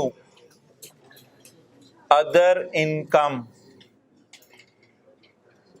total income, change in stock, change in stock, work in progress का और फिनिश गुड्स का, रॉ मटेरियल कंज्यूम्ड। कैसे आता है जरा जल्दी बताएं? Opening stock plus purchases minus closing stock, salaries, depreciation and amortization, उसके बाद अदर एक्सपेंसेस, उसके बाद फाइनेंस कॉस्ट, इसके बाद profit before less tax, profit after tax, less tax, current tax expense और डेफर्ड टैक्स एक्सपेंस, इसके बाद प्रॉफिट आफ्टर टैक्स, और आखिरी में क्या ऐड होता है बोलें? OCI, add OCI। Revaluation surplus और फेयर वैल्यू रिजर्व, ये दो चीजें हैं हमारे सिलेबस में। ये प्रॉफिट एंड लॉस का फॉर्मेट है जिसमें कॉस्ट ऑफ सेल नहीं आ रही। अभी ये फॉर्मेट आपको समझाता हूं। ये अजीब सा प्रॉफिट एंड लॉस का फॉर्मेट है। क्या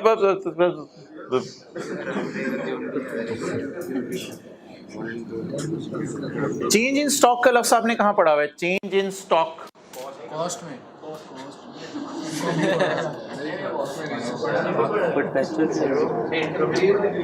कैश फ्लो में पढ़ा था, सही आप पहुंचे, कैश फ्लो में पढ़ा था। Change in debtor, change in creditor, increase decrease in debtor creditor, increase decrease in stock, cash flow में। वो कह रहे मैं यही बताने लगा था। अच्छा चलो, अच्छा हो गया। अच्छा भाई, क्या तीन चीजें गायब हुई हैं? कॉस्ट ऑफ सेल, एडमिन और selling. Cost of sale, admin और सेलिंग गायब हो गए। ओके, पुराना फॉर्मेट क्या था? सेल, बाकी चीजें छोड़े, मैं पुराना फॉर्मेट ऐसे ही बस आपके सामने लिख रहा हूं। सेलिंग एक्सपेंसेस और अदर एक्सपेंसेस। अब अटेंटिव हो जाएं। ये जो नया फॉर्मेट है ना, ये कहता है, इन दोनों को तो छोड़े ना, ये तो स्टॉक है। नया फॉर्मेट कहता है मुझे बस सैलरी और डेप्रिसिएशन चाहिए, बस बाकी दुनिया जहान के खर्चे अदर एक्सपेंसेस में डाल दो। दुनिया जहान के खर्चे कहां डाल दो, मुझे सिर्फ क्या चाहिए? सैलरी और डेप्रिसिएशन। मुझे सैलरी और डेप्रिसिएशन चाहिए। अब मैं आपसे तरतीब से जरा लेके चीजें चलता हूं। कॉस्ट ऑफ सेल वाला फिक्स वाला सवाल याद है? Opening stock plus purchases minus closing stock और फिर वर्क इन प्रोग्रेस भी, फिनिश गुड्स भी, सारा इसमें गया था। तो उधर याद है कॉस्ट ऑफ सेल में जाता था सब कुछ। इधर कॉस्ट ऑफ सेल की जगह एक लफ्ज आया raw material used. Opening stock plus purchase minus closing stock. और चेंज इन स्टॉक का मतलब है वर्क इन प्रोग्रेस के ओपनिंग क्लोजिंग का डिफरेंस यहां लिखेंगे, अलग अलग नहीं लिखेंगे। और फिनिश गुड्स के ओपनिंग क्लोजिंग का डिफरेंस यहां लिखेंगे। अच्छा, कॉस्ट ऑफ सेल से आपने क्या चुरा लिया? Work in progress, finish good, raw material, वो लाके इधर डाल दिया। अच्छा, अब अगली बात आपने सुननी है। ऐसी आपसे जनरल बातें कर रहा हूं, अब इधर नहीं जाना आपने। डेप्रिसिएशन कहां जाती है? प्लांट की कॉस्ट ऑफ सेल में, हेड ऑफिस की एडमिन में, सेल्स ऑफिस की सेलिंग में। अच्छा, सैलरीज कहां जाती हैं? फैक्ट्री वालों की कॉस्ट ऑफ सेल में, हेड ऑफिस की एडमिन में और सेल्स ऑफिस वालों की सेलिंग में। नहीं, तकसीम होती है ना, इजाजत तोड़ते थे हम, सैलरीज को भी, डेप्रिसिएशन को भी तोड़ते थे, ग्रेचुटी एक्सपेंस को भी तोड़ा था। अच्छा, अदर एक्सपेंसेस में क्या जाते हैं? WWF, WPPF, donation, loss on sale of fixed asset, impairment loss, exchange loss, ये चीजें अदर एक्सपेंसेस में जाती हैं। और अगला सवाल मेरा बड़ी गौर से सुनिएगा, एडवर्टाइजमेंट कहां जाती है? सेलिंग में। ऑडिटर रिम्यूनरेशन एडमिन में जाता है। और मैंने कहा था प्रोविजन फॉर डाउटफुल डेट और बैड डेट एक्सपेंस, ये भी अगर आपने डालने हो तो असल में तो बैड डेट एक्सपेंस ही चीज होती है, ये किस में डाल दें? सेलिंग में। डन, इसकी क्लासिफिकेशन समझ आ गई? अच्छा यार, ये फॉर्मेट पता क्या कहते हैं? सारी डेप्रिसिएशन दुनिया जहान की इधर डाल दो। डेप्रिसिएशन में प्लांट की भी, हेड ऑफिस की बिल्डिंग की भी, सेल ऑफिस की बिल्डिंग की भी, सारी डेप्रिसिएशन उठा के इधर डाल दो। डन। अब डेप्रिसिएशन को तोड़ना पड़ेगा, तो इसमें तोड़ना नहीं पड़ेगा, इसमें डेप्रिसिएशन को तोड़ना नहीं पड़ेगा, सारी डेप्रिसिएशन इधर आ गई। सैलरीज कौन सी? ओ भाईजान, इनकी भी सैलरीज, इनकी भी सैलरीज और एडमिन वालों की भी सैलरीज, यानी सैलरीज, बस सैलरीज सारी इधर आ गई।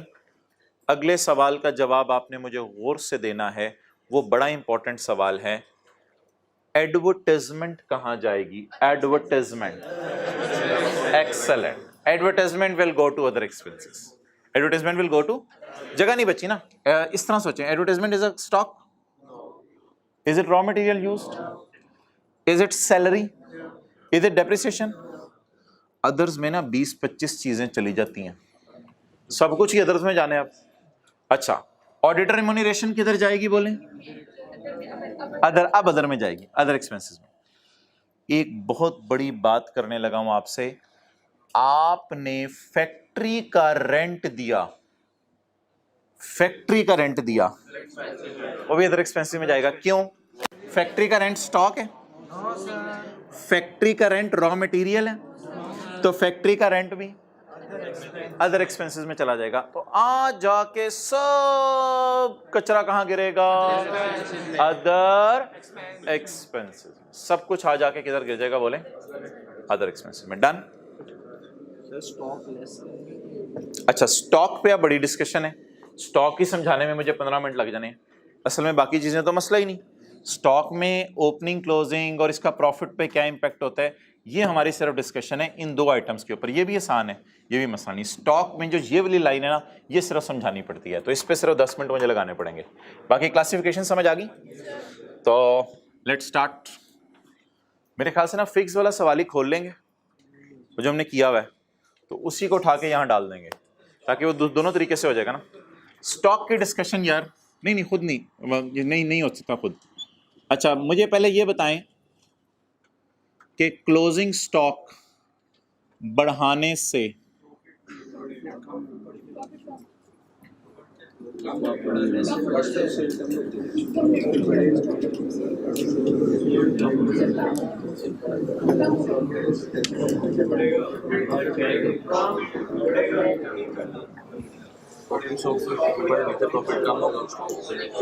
इसको ना अगर कभी भी पेपर में आ जाए और आपके पास थोड़ा सा टाइम आप निकाल सकें, तो आप इसको ना फिर चेक कर लिया करें खुद। अच्छा, ये मैं नहीं पूछ रहा कॉस्ट ऑफ सेल पे क्या इंपैक्ट होगा, मैं पूछ रहा हूं स्टॉक का प्रॉफिट पे क्या इंपैक्ट होगा।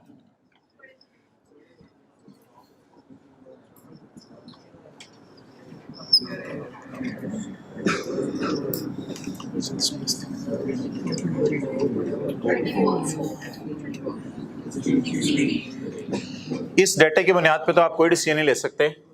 मुझे कोई क्या आप कॉस्ट में कहते हैं, कोई फैक्टर चेंज करो, वेरिएबल चेंज करो, क्या कहते हैं, कोई एक फैक्टर चेंज करें। मिसाल के तौर पे ओपनिंग स्टॉक में चेंज करता हूं, चेंज करके जरा मैं इंपैक्ट देखता हूं। क्या करूं ओपनिंग स्टॉक को, जो मैंने आपसे सवाल पूछा, क्या करूं, इसे बढ़ाऊं, 8 कर लें, इसे 8 कर लें इसे, तो ये तो 50 ही रहेगा, ये 30 ही रहेगा, ये 3 रहेगा। मैं इंपैक्ट मुझे प्रॉफिट पे बताने आपने। 38 minus 3, 50 minus 35, hence proved E is equal to MC square.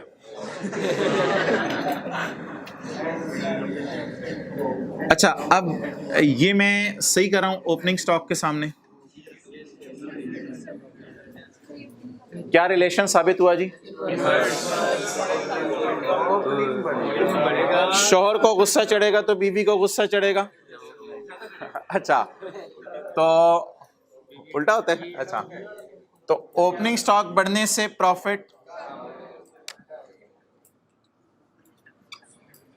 कितने लोगों ने ज्यादा होना सोचा हुआ था? अच्छा, और दूसरा अगर सोचना है तो फिर इसको मैं सेम रख देता हूं और क्लोजिंग स्टॉक को थोड़ा सा बढ़ा के देखते हैं। बड़ा 5 कर दिया, 30, 50 में 32। ये तो मैंने इसलिए कराया, खुदा ना खास्ता पेपर में याद ना आ रहा हो तो इस तरह चेक कर सकते हैं आप। टाइम तो पेपर में नहीं होता, ये तो मुझे भी पता है वैसे तो, लेकिन अब ये लॉजिक समझ आ गई। लेकिन रटा मार लें, क्लोजिंग स्टॉक बढ़ने से प्रॉफिट बढ़ेगा। वैसे इसका मैं एक और तरीके से भी रटा लगवाता हूं, अगर आपके दिल में वो बात आ जाए, बड़ी अच्छी बात है। असल में ना क्लोजिंग स्टॉक सेल जैसा होता नहीं, लेकिन जीपी तक पहुंचते हुए सेल भी ऐड होती है, क्लोजिंग स्टॉक भी ऐड होता है, माइनस माइनस प्लस हो जाता है ना। तो सेल बढ़ने से प्रॉफिट बढ़ता है, तो क्लोजिंग स्टॉक बढ़ने से भी प्रॉफिट। ये एक रट्टा सा अगर आपने मारना हो तो ये भी मार सकते हैं। तो बहरहाल यार छोड़ें। What is the impact of recording opening stock, या बढ़ाना ओपनिंग स्टॉक? प्रॉफिट कम हो जाएगा, और क्लोजिंग स्टॉक बढ़ाने से, चलें जी निकालें फिक्स वाला सवाल। पास पेपर क्वेश्चन नंबर 6, पास पेपर क्वेश्चन 6।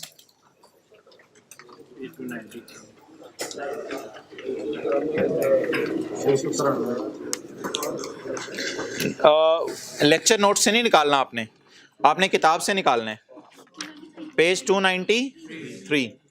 अच्छा, इस सवाल का ना एक जगह पे मैंने छुपा के सॉल्यूशन भी दिया हुआ है, लेकिन आपको वो जगह देखने की जरूरत नहीं है, जहां पे इसका छुपा के जो है वो सॉल्यूशन दिया हुआ है। डन जी सर। इसको रख लो इधर, कोई चीज देखेंगे। अच्छा इसकी जगह नहीं, अभी मैं बताऊंगा। पढ़ना शुरू करें जी। सवाल किधर है यार? 293। कितनी देर लगनी चाहिए यार? 293।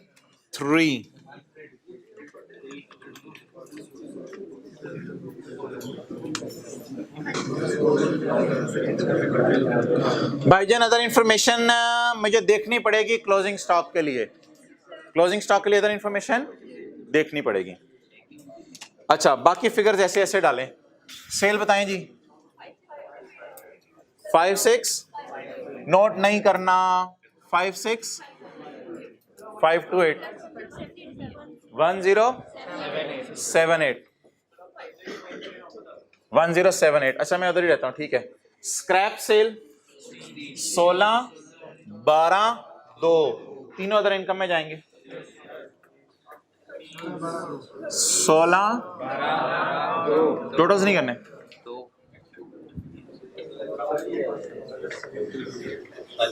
सेल्स टैक्स तो यार सेल में से नेट करना था ना, मादरत। तो इसमें से -53 -1020 और -2594 याद आ रहा है वो डिस्क्लोजर बनाया था। -53 माइनस और -25। ऐसी अच्छी वाली चीज चल रही होती है कि पुरानी चीज आ जाती है, वो जेहन से निकली होती है, टेंशन डाल देती है, छोड़ें उसको। अच्छा यार ये आ गया adjustment. Raw material opening stock. अब जरा जगह ढूंढे। रॉ मटेरियल ओपनिंग स्टॉक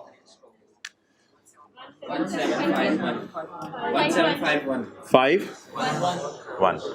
देखते नहीं, इसका सॉल्यूशन दिया हुआ है किताब में। आगे बोलें। Work in progress opening stock कितना?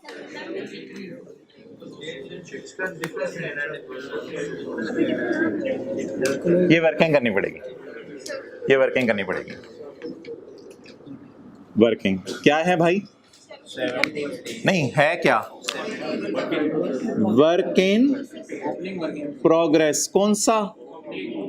Work in progress opening stock में बढ़ाना चाहता हूं, ये रिकॉर्ड करना चाहता हूं, जो मर्जी कह दें। रिकॉर्ड करना चाहता हूं, जो बढ़ाना चाहता हूं, एक ही बात नहीं होगी। तो रिकॉर्ड करना चाहता हूं मैं opening stock. Opening stock record करने से प्रॉफिट कितने से? 73 से प्रॉफिट कम हो जाएगा। इन द एंड ना इसका टोटल हम कर लेंगे, वो फेस पे ले जाएंगे। आगे चलें। Finish goods 1210। फिनिश गुड्स जगह ढूंढे। फिनिश गुड्स ये भी इधर ही। इसकी क्या कर रहे हैं हम? वर्किंग। फिनिश गुड्स का ओपनिंग स्टॉक बढ़ाएंगे तो प्रॉफिट 1-2 से प्रॉफिट कम हो जाएगा। डन। अगली भी फिनिश गुड्स हैं इंपोर्टेड। ये इंपोर्टेड फिनिश गुड्स हैं। कितनी? 44। फिनिश गुड्स की जगह पहले फॉर्मेट में ढूंढने, फिर इधर आया करें।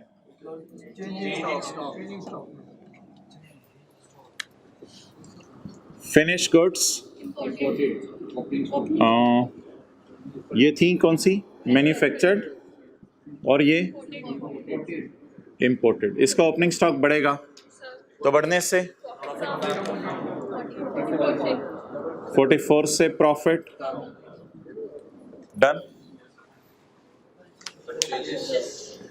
परचेजेस रॉ मटेरियल जगह ढूंढे। प्लीज प्लीज मैंने सारा फॉर्मेट लिखा हुआ है, हिम्मत करके जगह ढूंढे। ये घर में जाके सॉल्व नहीं करना आप सवाल, बस इधर ही हो। Purchase raw material 222603। यार इस पे बच्चे बड़ा फटा करते हैं। Purchases imported goods 658। नहीं यार भाई कह रहे हैं प्रॉफिट कम होगा बढ़ेगा, शायद बात इनकी ठीक हो। लेकिन ना ओपनिंग क्लोजिंग स्टॉक का डिफरेंस डालना है, परचेजेस को नहीं डालना वर्किंग में। परचेजेस कितनी है?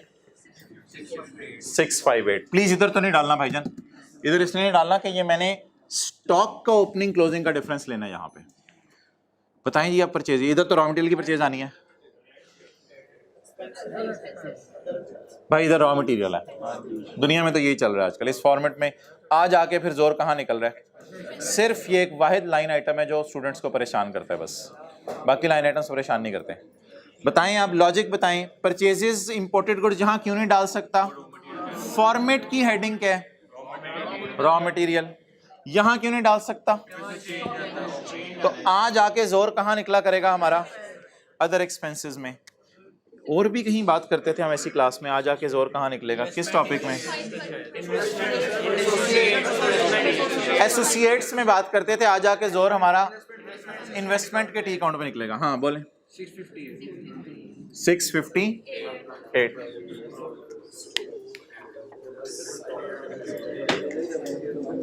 मोहतरम मुकम्मल हुआ।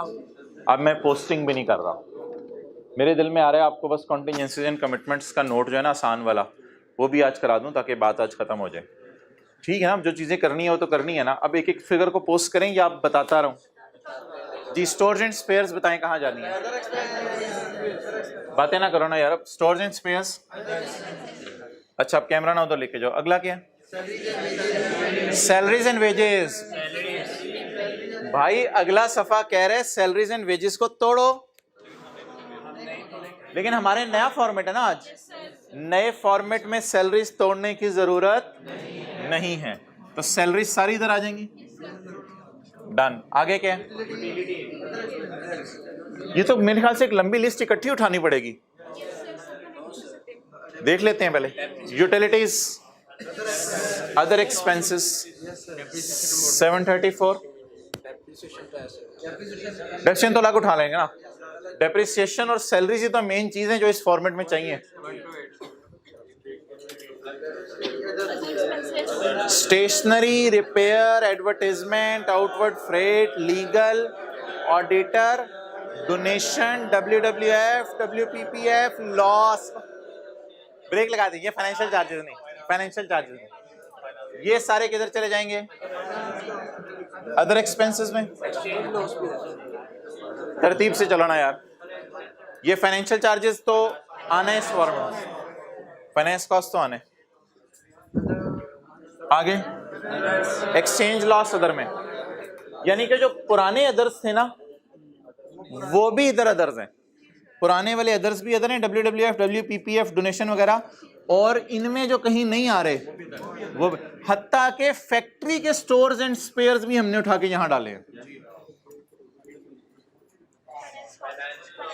फाइनेंशियल चार्जेस फाइनेंस कॉस्ट में चले गए भाईजान, ये असल चीज है ना। अब ये क्लोजिंग स्टॉक है, अब उठाते हैं एक एक करके। रॉ मटेरियल का क्लोजिंग स्टॉक, अब गलती ना कीजिएगा, रॉ मटेरियल का क्लोजिंग स्टॉक, रॉ मटेरियल का ये 2125। Work in progress, finish goods और फिनिश गुड्स का क्लोजिंग स्टॉक कहां जाएगा? जहां इनके ओपनिंग है, ओपनिंग वर्किंग में। क्लोजिंग स्टॉक बढ़ाना या रिकॉर्ड करना एक ही फिक्रा नहीं है? एक ही फिक्र है ना, क्लोजिंग स्टॉक बढ़ाना या क्लोजिंग रिकॉर्ड करना एक ही फिक्र है। तो closing stock work in progress का भाईजान, लेकिन प्रॉफिट बढ़ेगा इससे। ये एरो नीचे आ रहे थे, इस एरो ने कहा तेरी खैर। अच्छा आगे क्लोजिंग स्टॉक, भाई को बहुत ज्यादा समझ आ गई है मेरे बोलने से। अच्छा बोलो 1153 से प्रॉफिट। आगे चलें, क्लोजिंग स्टॉक फिनिश गुड्स। भाईजान मैंने सिर्फ ये कहा है परचेजेस इंपोर्टेड इधर डालें, बाकी ओपनिंग क्लोजिंग स्टॉक तो इधर ही आने हैं।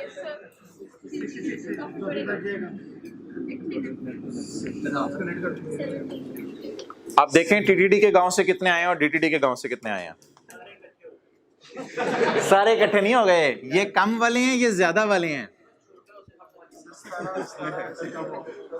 इसको ये 17 से बड़ा रोल है यार तूने। प्लस करना है, इधर प्लस करना है। 17 से प्रॉफिट बढ़ेगा। इसका सॉल्यूशन ढूंढने किताब में। Page number 370 page number 3 422 page number 422। ओए रिक्वायरमेंट तो पढ़े यार। पेज 422 पे आके रिक्वायरमेंट तो पढ़े। अश अश कर उठेंगे आपकी राल टपक।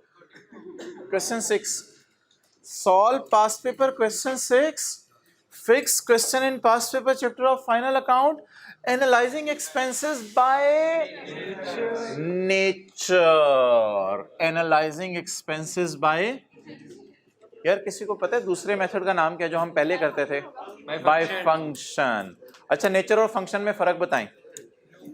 सोच लें ना, सोच लें। नेचर, सैलरीज की नेचर के खर्चे इधर आ जाएं, डेप्रिसिएशन की नेचर के खर्चे इधर आ जाएं, और उधर ये नहीं था सैलरी डेप्रिसिएशन, उधर था एडमिन कॉस्ट ऑफ सेल। वो फंक्शन समझे जाते हैं, वो नेचर्स नहीं होती। तो उनको फंक्शन समझ जाते हैं, इनको नेचर समझ जाता है। बहरहाल कोई रट्टा भी जरूर मार लें। जो नया वाला काम था वो क्या है?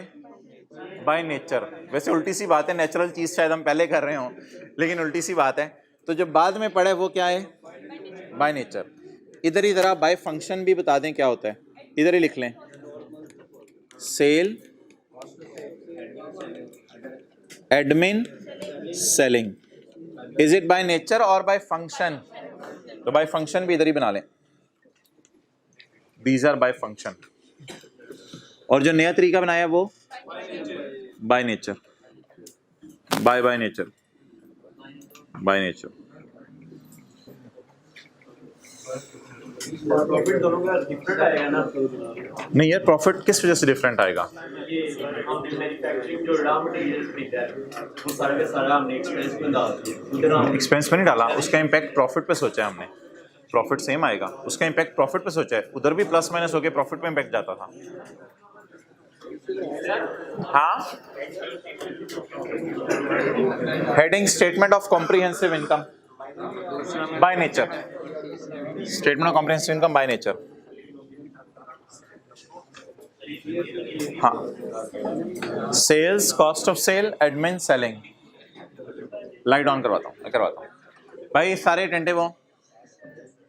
ये अदर इनकम की वर्किंग हो गई। ये जो वो मैंने वर्किंग आपको कराई है अभी 17 रुपए, 17 रुपए। तो इधर ही सही कर लो ना यार। ओपनिंग स्टॉक बढ़ने से प्रॉफिट विल डिक्रीज। इस तरह लिख लो ताकि आपको नोट ना करना पड़े। बोले ओपनिंग स्टॉक बढ़ने से प्रॉफिट कम होगा, तो -73 मैंने लिख दिया। और इसी तरह आगे चलते रहो, एरो लगाते रहो। वो एरो ही क्या जो लगाए ना जाए। लेकिन भाईजान ये क्लोजिंग है। क्लोजिंग स्टॉक बढ़ने से प्रॉफिट बढ़ता है। तो मैंने जो व्हाइट बोर्ड पे नोट किए हैं वो पहले ओपनिंग नोट किए हैं, बाद में क्लोजिंग। और जो इधर स्क्रीन पे हैं ओपनिंग क्लोजिंग साथ साथ है। इतने तो आप बड़े हो गए हैं कि ये चीज़ समझ जाए। पहले थोड़ा सा एक बंदे ने अजीब सा चेहरा किया, बाद में उसने कहा हाँ ये बात है, इतने बड़े हो गए हैं ये चीज़ समझ जाए। डिस्क्लोजर अगर मांग दे तो यही वर्किंग की बजाय आप नोट दे देंगे, इसी वर्किंग के रेफरेंस की बजाय आप नोट दे देंगे। और अगले सफे पे आके देखें जी, रॉ मटेरियल कंज्यूम। ये अदर एक्सपेंसेस में क्यों बारात आई हुई आज सारी? ये बारात कहां से आ गई है? लड़की वाले पहुंच गए हैं। लड़के वाले अच्छा, डन हो गया।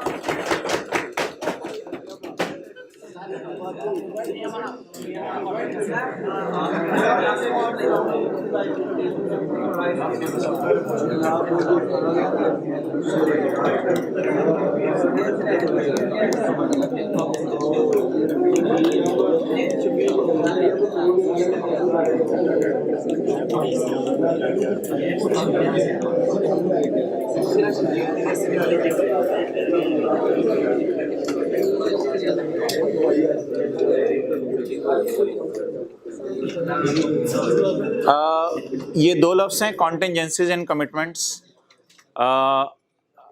मिसाल के तौर पे आपने हमसायों के घर बार बार बॉल फेंकी, उन्होंने आप कहा हम शायद कोर्ट में केस कर दें, तो आपके वालिद साहब थोड़ा सा लाइबल फील कर रहे होंगे आपकी हरकतों की वजह से, तो इसको क्या कहेंगे? कॉन्टिंजेंसी टाइप चीज़ है, कमिटमेंट? कॉन्टिंजेंसी। अम्मी ने अब्बू को कहा कि गर्मियाँ आने वाली हैं, दो के अभी सर्दियाँ चल रही हैं, एसी की ज़रूरत होगी, तो वालिद साहब दुकान पे गए और दुकान पे जाके दुकानदार से एग्रीमेंट कर लिया कि मैं आपसे 1 महीने बाद आके पेमेंट करूंगा और एसी लेके चला जाऊंगा। It is called as commitment. तो कॉन्टिंजेंसीज और कमिटमेंट्स। अच्छा, ये कॉन्टिंजेंसीज लफ्ज़ ना कंपनी लॉ में यूज़ हुआ है। हमें वैसे इसकी ज़्यादा बेहतर चीज़ IS 37 में पता है। IS 37 में ना असल में लफ्ज़ प्रोविजन अलग यूज़ होता है, कंटिंजेंट लाइबिलिटी अलग यूज़ होता है, लेकिन कंपनी लॉ वाले ना दोनों के लिए लफ्ज़ यूज़ कर लेते हैं कॉन्टिंजेंसीज। लेकिन अकाउंटिंग एंट्रीज हमें ज़्यादा अच्छी आती हैं, वो स्टैंडर्ड्स ने गाइड कर दी हैं। क्या स्टैंडर्ड ने एंट्रीज गाइड की हैं? प्रोविजन की एंट्री करनी है और कंटिंजेंट लाइबिलिटी डिस्क्लोज करना है। प्रोविजन की एंट्रीज करनी है, कंटिंजेंट लाइबिलिटीज को डिस्क्लोज करना है। 3 4 5 मिनट उमर हैं 5-6 मिनट, ठीक है, वो बैठो। अच्छा, ये क्या हो गई बोले? कॉन्टिंजेंसीज एंड कमिटमेंट्स। डन। सिर्फ नेस्ले की फाइनेंशियल स्टेटमेंट्स में जाके देख लें कि कॉन्टिंजेंसीज एंड कमिटमेंट्स बैलेंस शीट के फेस पे कहाँ नज़र आ रही हैं, और जाके देख लेते हैं कि नीचे मुंह पे जाके कहाँ पे, वो नीचे नोट्स में जाके कहाँ नज़र आ रही हैं। बस इतना सा काम कर लेते हैं, फिर कल इंशाल्लाह पढ़ेंगे। तो कॉन्टिंजेंसीज एंड कमिटमेंट्स बैलेंस शीट के फेस पे आएँ जी। इसके बारे में आपके कुछ सवाल हुए इंशाल्लाह मैं कल लूँगा। नेस्ले की financial statements, contingencies and commitments, page number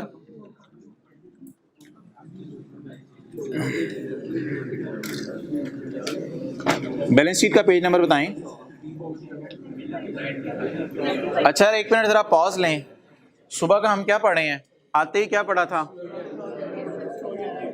directors और सब्सिडरीज को शॉर्ट टर्म वाला लोन दिया था, लॉन्ग टर्म वाला, मेरे को लॉन्ग टर्म वाला लोन दिया था। डायरेक्टर में हमने 3 बातें बताई थी, क्या? पर्पस, रिकॉन्सिलिएशन, और अगर इंटरेस्ट मार्केट रेट से कम है। और किसको दिया था? डायरेक्ट सब्सिडरी को। सब्सिडरी में को 5-6 बातें बताई थी। उसके बाद हमने कोई सवाल नहीं किया था, हमने करंट लायबिलिटीज और नॉन करंट लायबिलिटीज का एक सफ़ा देखा था जिसमें MCB और डिफरेंट बैंक से लोन आ रहे थे, और इसके बाद तो ये आसान सा काम हमने किया था। अच्छा, ये फाइनेंशियल स्टेटमेंट्स के मुंह के ऊपर देखें, आपको मैंने एक दफ़ा पहले भी दिखाया हुआ है, एक लाइन आ रही होती है कॉन्टिंजेंसीज एंड कमिटमेंट्स। ये एसेट खरीद लिए हैं या खरीदने का वादा कर लिया है? खरीदने का वादा कर लिया है, कॉन्टिंजेंसीज एंड कमिटमेंट्स। ये ना आदत बनी हुई है लोगों की, लाइबिलिटीज साइड पे शो करते हैं, हालांकि कमिटमेंट में शायद एसेट आने होते हैं, लेकिन लाइबिलिटी साइड पे शो करते हैं। ये बैलेंस शीट का मुंह है। डन हो गया? बैलेंस शीट के मुंह में equity liabilities, non current liabilities, current liabilities, और क्या नजर आ रहा है? कॉन्टिंजेंसीज एंड। लेकिन हर ऑर्गेनाइजेशन में कॉन्टिंजेंसीज एंड कमिटमेंट्स के आगे 0 लिखा होगा, क्योंकि कॉन्टिंजेंसी से मुराद यहाँ कॉन्टिंजेंट लाइबिलिटीज होंगी और वो रिकॉर्ड नहीं होती, सिर्फ क्या होती हैं? डिस्क्लोज होती हैं। डन। अच्छा, कमिटमेंट का क्या मतलब है? जनरल एंट्री कर दें या वादा कर लिया एसेट लेने का? वादा कर लिया एसेट। किस नोट को ढूंढते ढूंढते हम जा रहे हैं? 15, रास्ते में 13-14 आ गया तो देख लेंगे। हाँ, पहले 15 तो देख लें।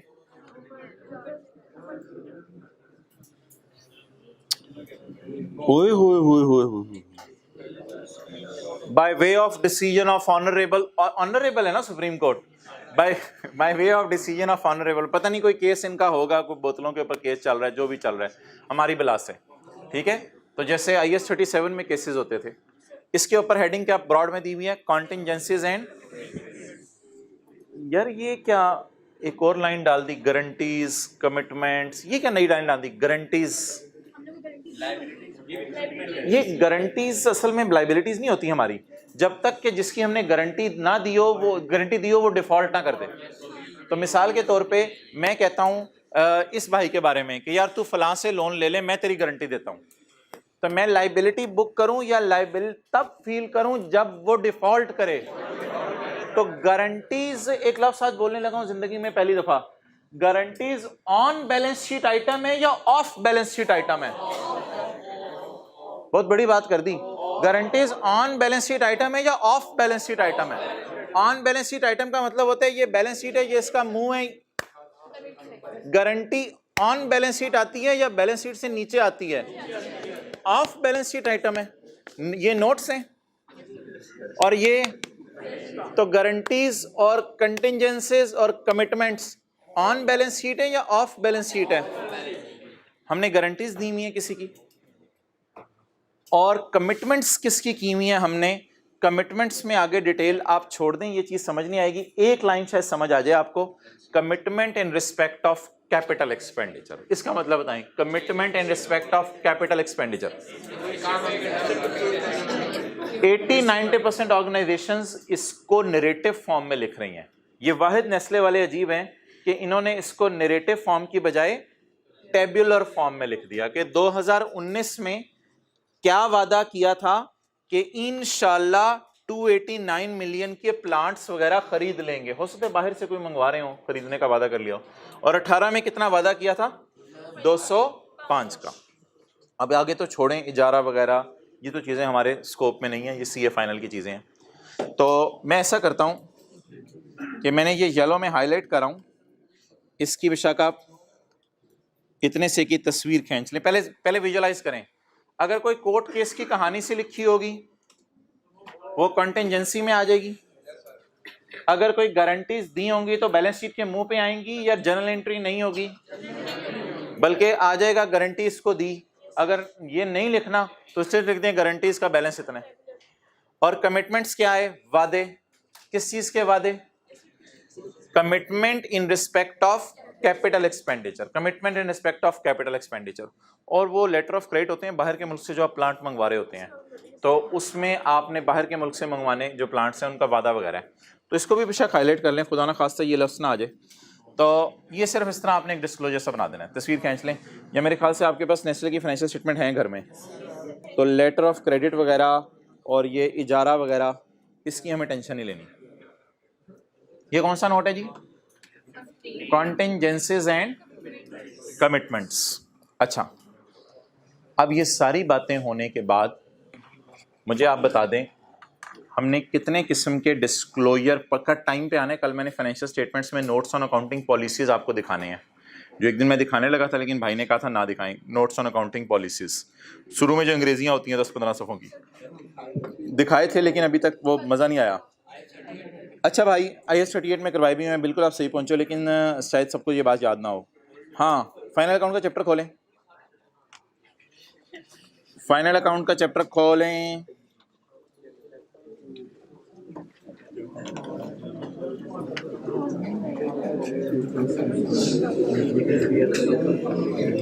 पेज नंबर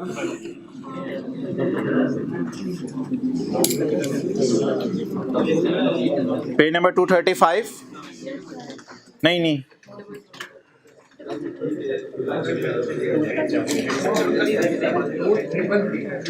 228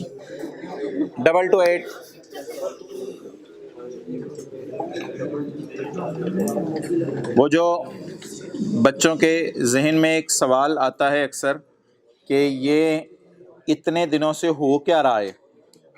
कुछ होते हैं बच्चे ऐसे पूछते हैं ये इतने दिनों से हो क्या रहा है, ये क्या फाइनल अकाउंट में क्या होता है, ये डिस्क्लोजर होते हैं, ये कैसे होते हैं, ये ऐसे होते हैं।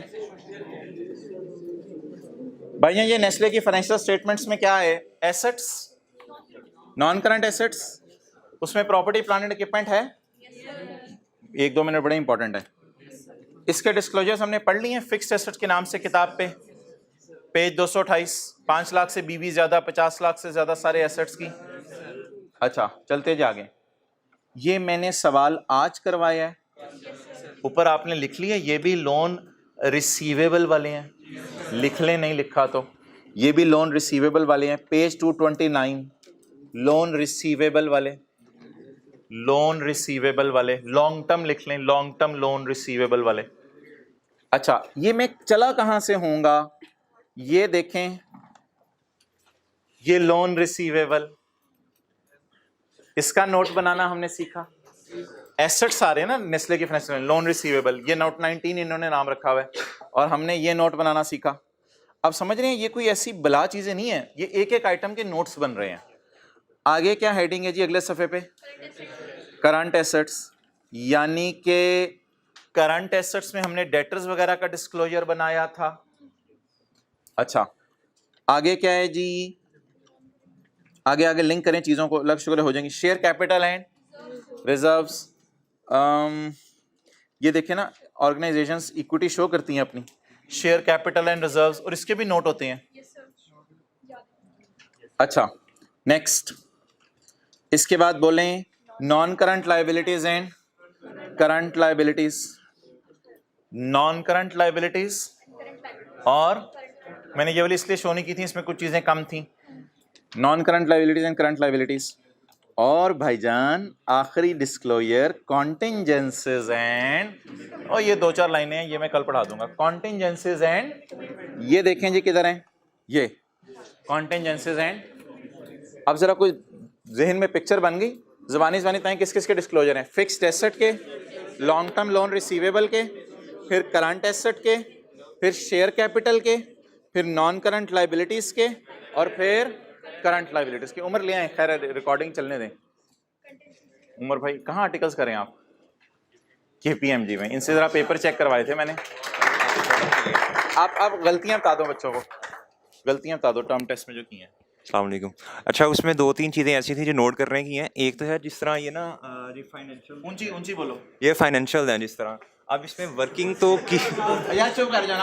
अब इसमें वर्किंग तो की हुई है, वर्किंग तो की हुई है, बट ये फेस पे आप लेके नहीं आए, एग्जामिनर एंटरटेन नहीं करेगा और 0 मार्क्स देगा। यहाँ पे कर दी, और आप जब फेस पे लाने लगे तो फेस पे लाना भूल गए, एंड पे भूल गई, ठीक है, और उसके कोई मार्क्स नहीं देगा आपको, एग्जामिनर यहाँ पे कमेंट्स लाने या कोई मार्क्स नहीं यहाँ पे मिलेंगे। लाने के जी लिए जी। हाँ, ठीक है। अच्छा अब आप इधर आए, और इधर जिस तरह कंसोलिडेशन का क्वेश्चन था, सब्सिडरी है, आपने PP ऐड किया और उसमें अपनी फिगर लिखी पेरेंट की, एडजस्टमेंट्स आपने नहीं की, उसमें अगर आप उसका रेफरेंस नहीं देंगे तो एग्जामिनर अगर सर फिर आपको उसके भी मार्क्स नहीं देगा। पेरेंट और सब्सिडरी की फिगर इधर लिख दी, लेकिन वो जो एसेट डेबिट सरप्लस क्रेडिट वाली आपने पेरेंट और सब्सिडरी वाली फिगर लिख दी, लेकिन एसेट डेबिट सरप्लस क्रेडिट वाली जो एसेट डेबिट किया और डिप्शन रिकॉर्ड किया वो फेस पे लिखना भूल गए। तो ये तो बिल्कुल सही बात है, वर्किंग के वो बहुत ही कम मार्क्स देगा अनलेस कि वो फिगर आप फेस के ऊपर ला के लिखें। और उसके बाद अब जिस तरह है कि एक आ रहा था कंसोलिडेशन में 10+5 लीगल एक्सपेंसेस उसको, अच्छा वो गुडविल के लिए वो चाहिए था। अब जिसने वो नहीं किया, कॉस्ट होती है, एक्विजिशन कॉस्ट जो है, अब जिसने नहीं किया उधर ही आपने स्टक कर दिया उस क्वेश्चन को, हालांकि उसका 0.5 मार्क्स था, आगे जाना चाहिए था। लीगल एक्सपेंसेस आपने पोस्ट नहीं किए, जिसकी वजह से शायद गुडविल नहीं निकाली, गुडविल नहीं निकाली, वो NCI की वर्किंग नहीं की, और NCI की वर्किंग नहीं की तो जो आगे इजी मार्क्स मिलने थे वो लूज कर दिए। ये तो मुझे पेपर दिखाना ये किसका है, इस पे तो बहुत क्लास होनी चाहिए। आगे चलो। अच्छा उसके बाद वो लीज वाला जो क्वेश्चन था, अब उसमें UGRV और GRV था, अब वो गलत निकलने की वजह से आगे मतलब क्वेश्चन ही क्या फॉरवर्ड नहीं किया, मार्क्स नहीं कटेंगे। GRV गलत आगे, उससे आगे मार्क्स नहीं कटेंगे भाई, ये 3-4 मोटी ठीक है। जज़ाकल्लाह, बंद कर दो। Term test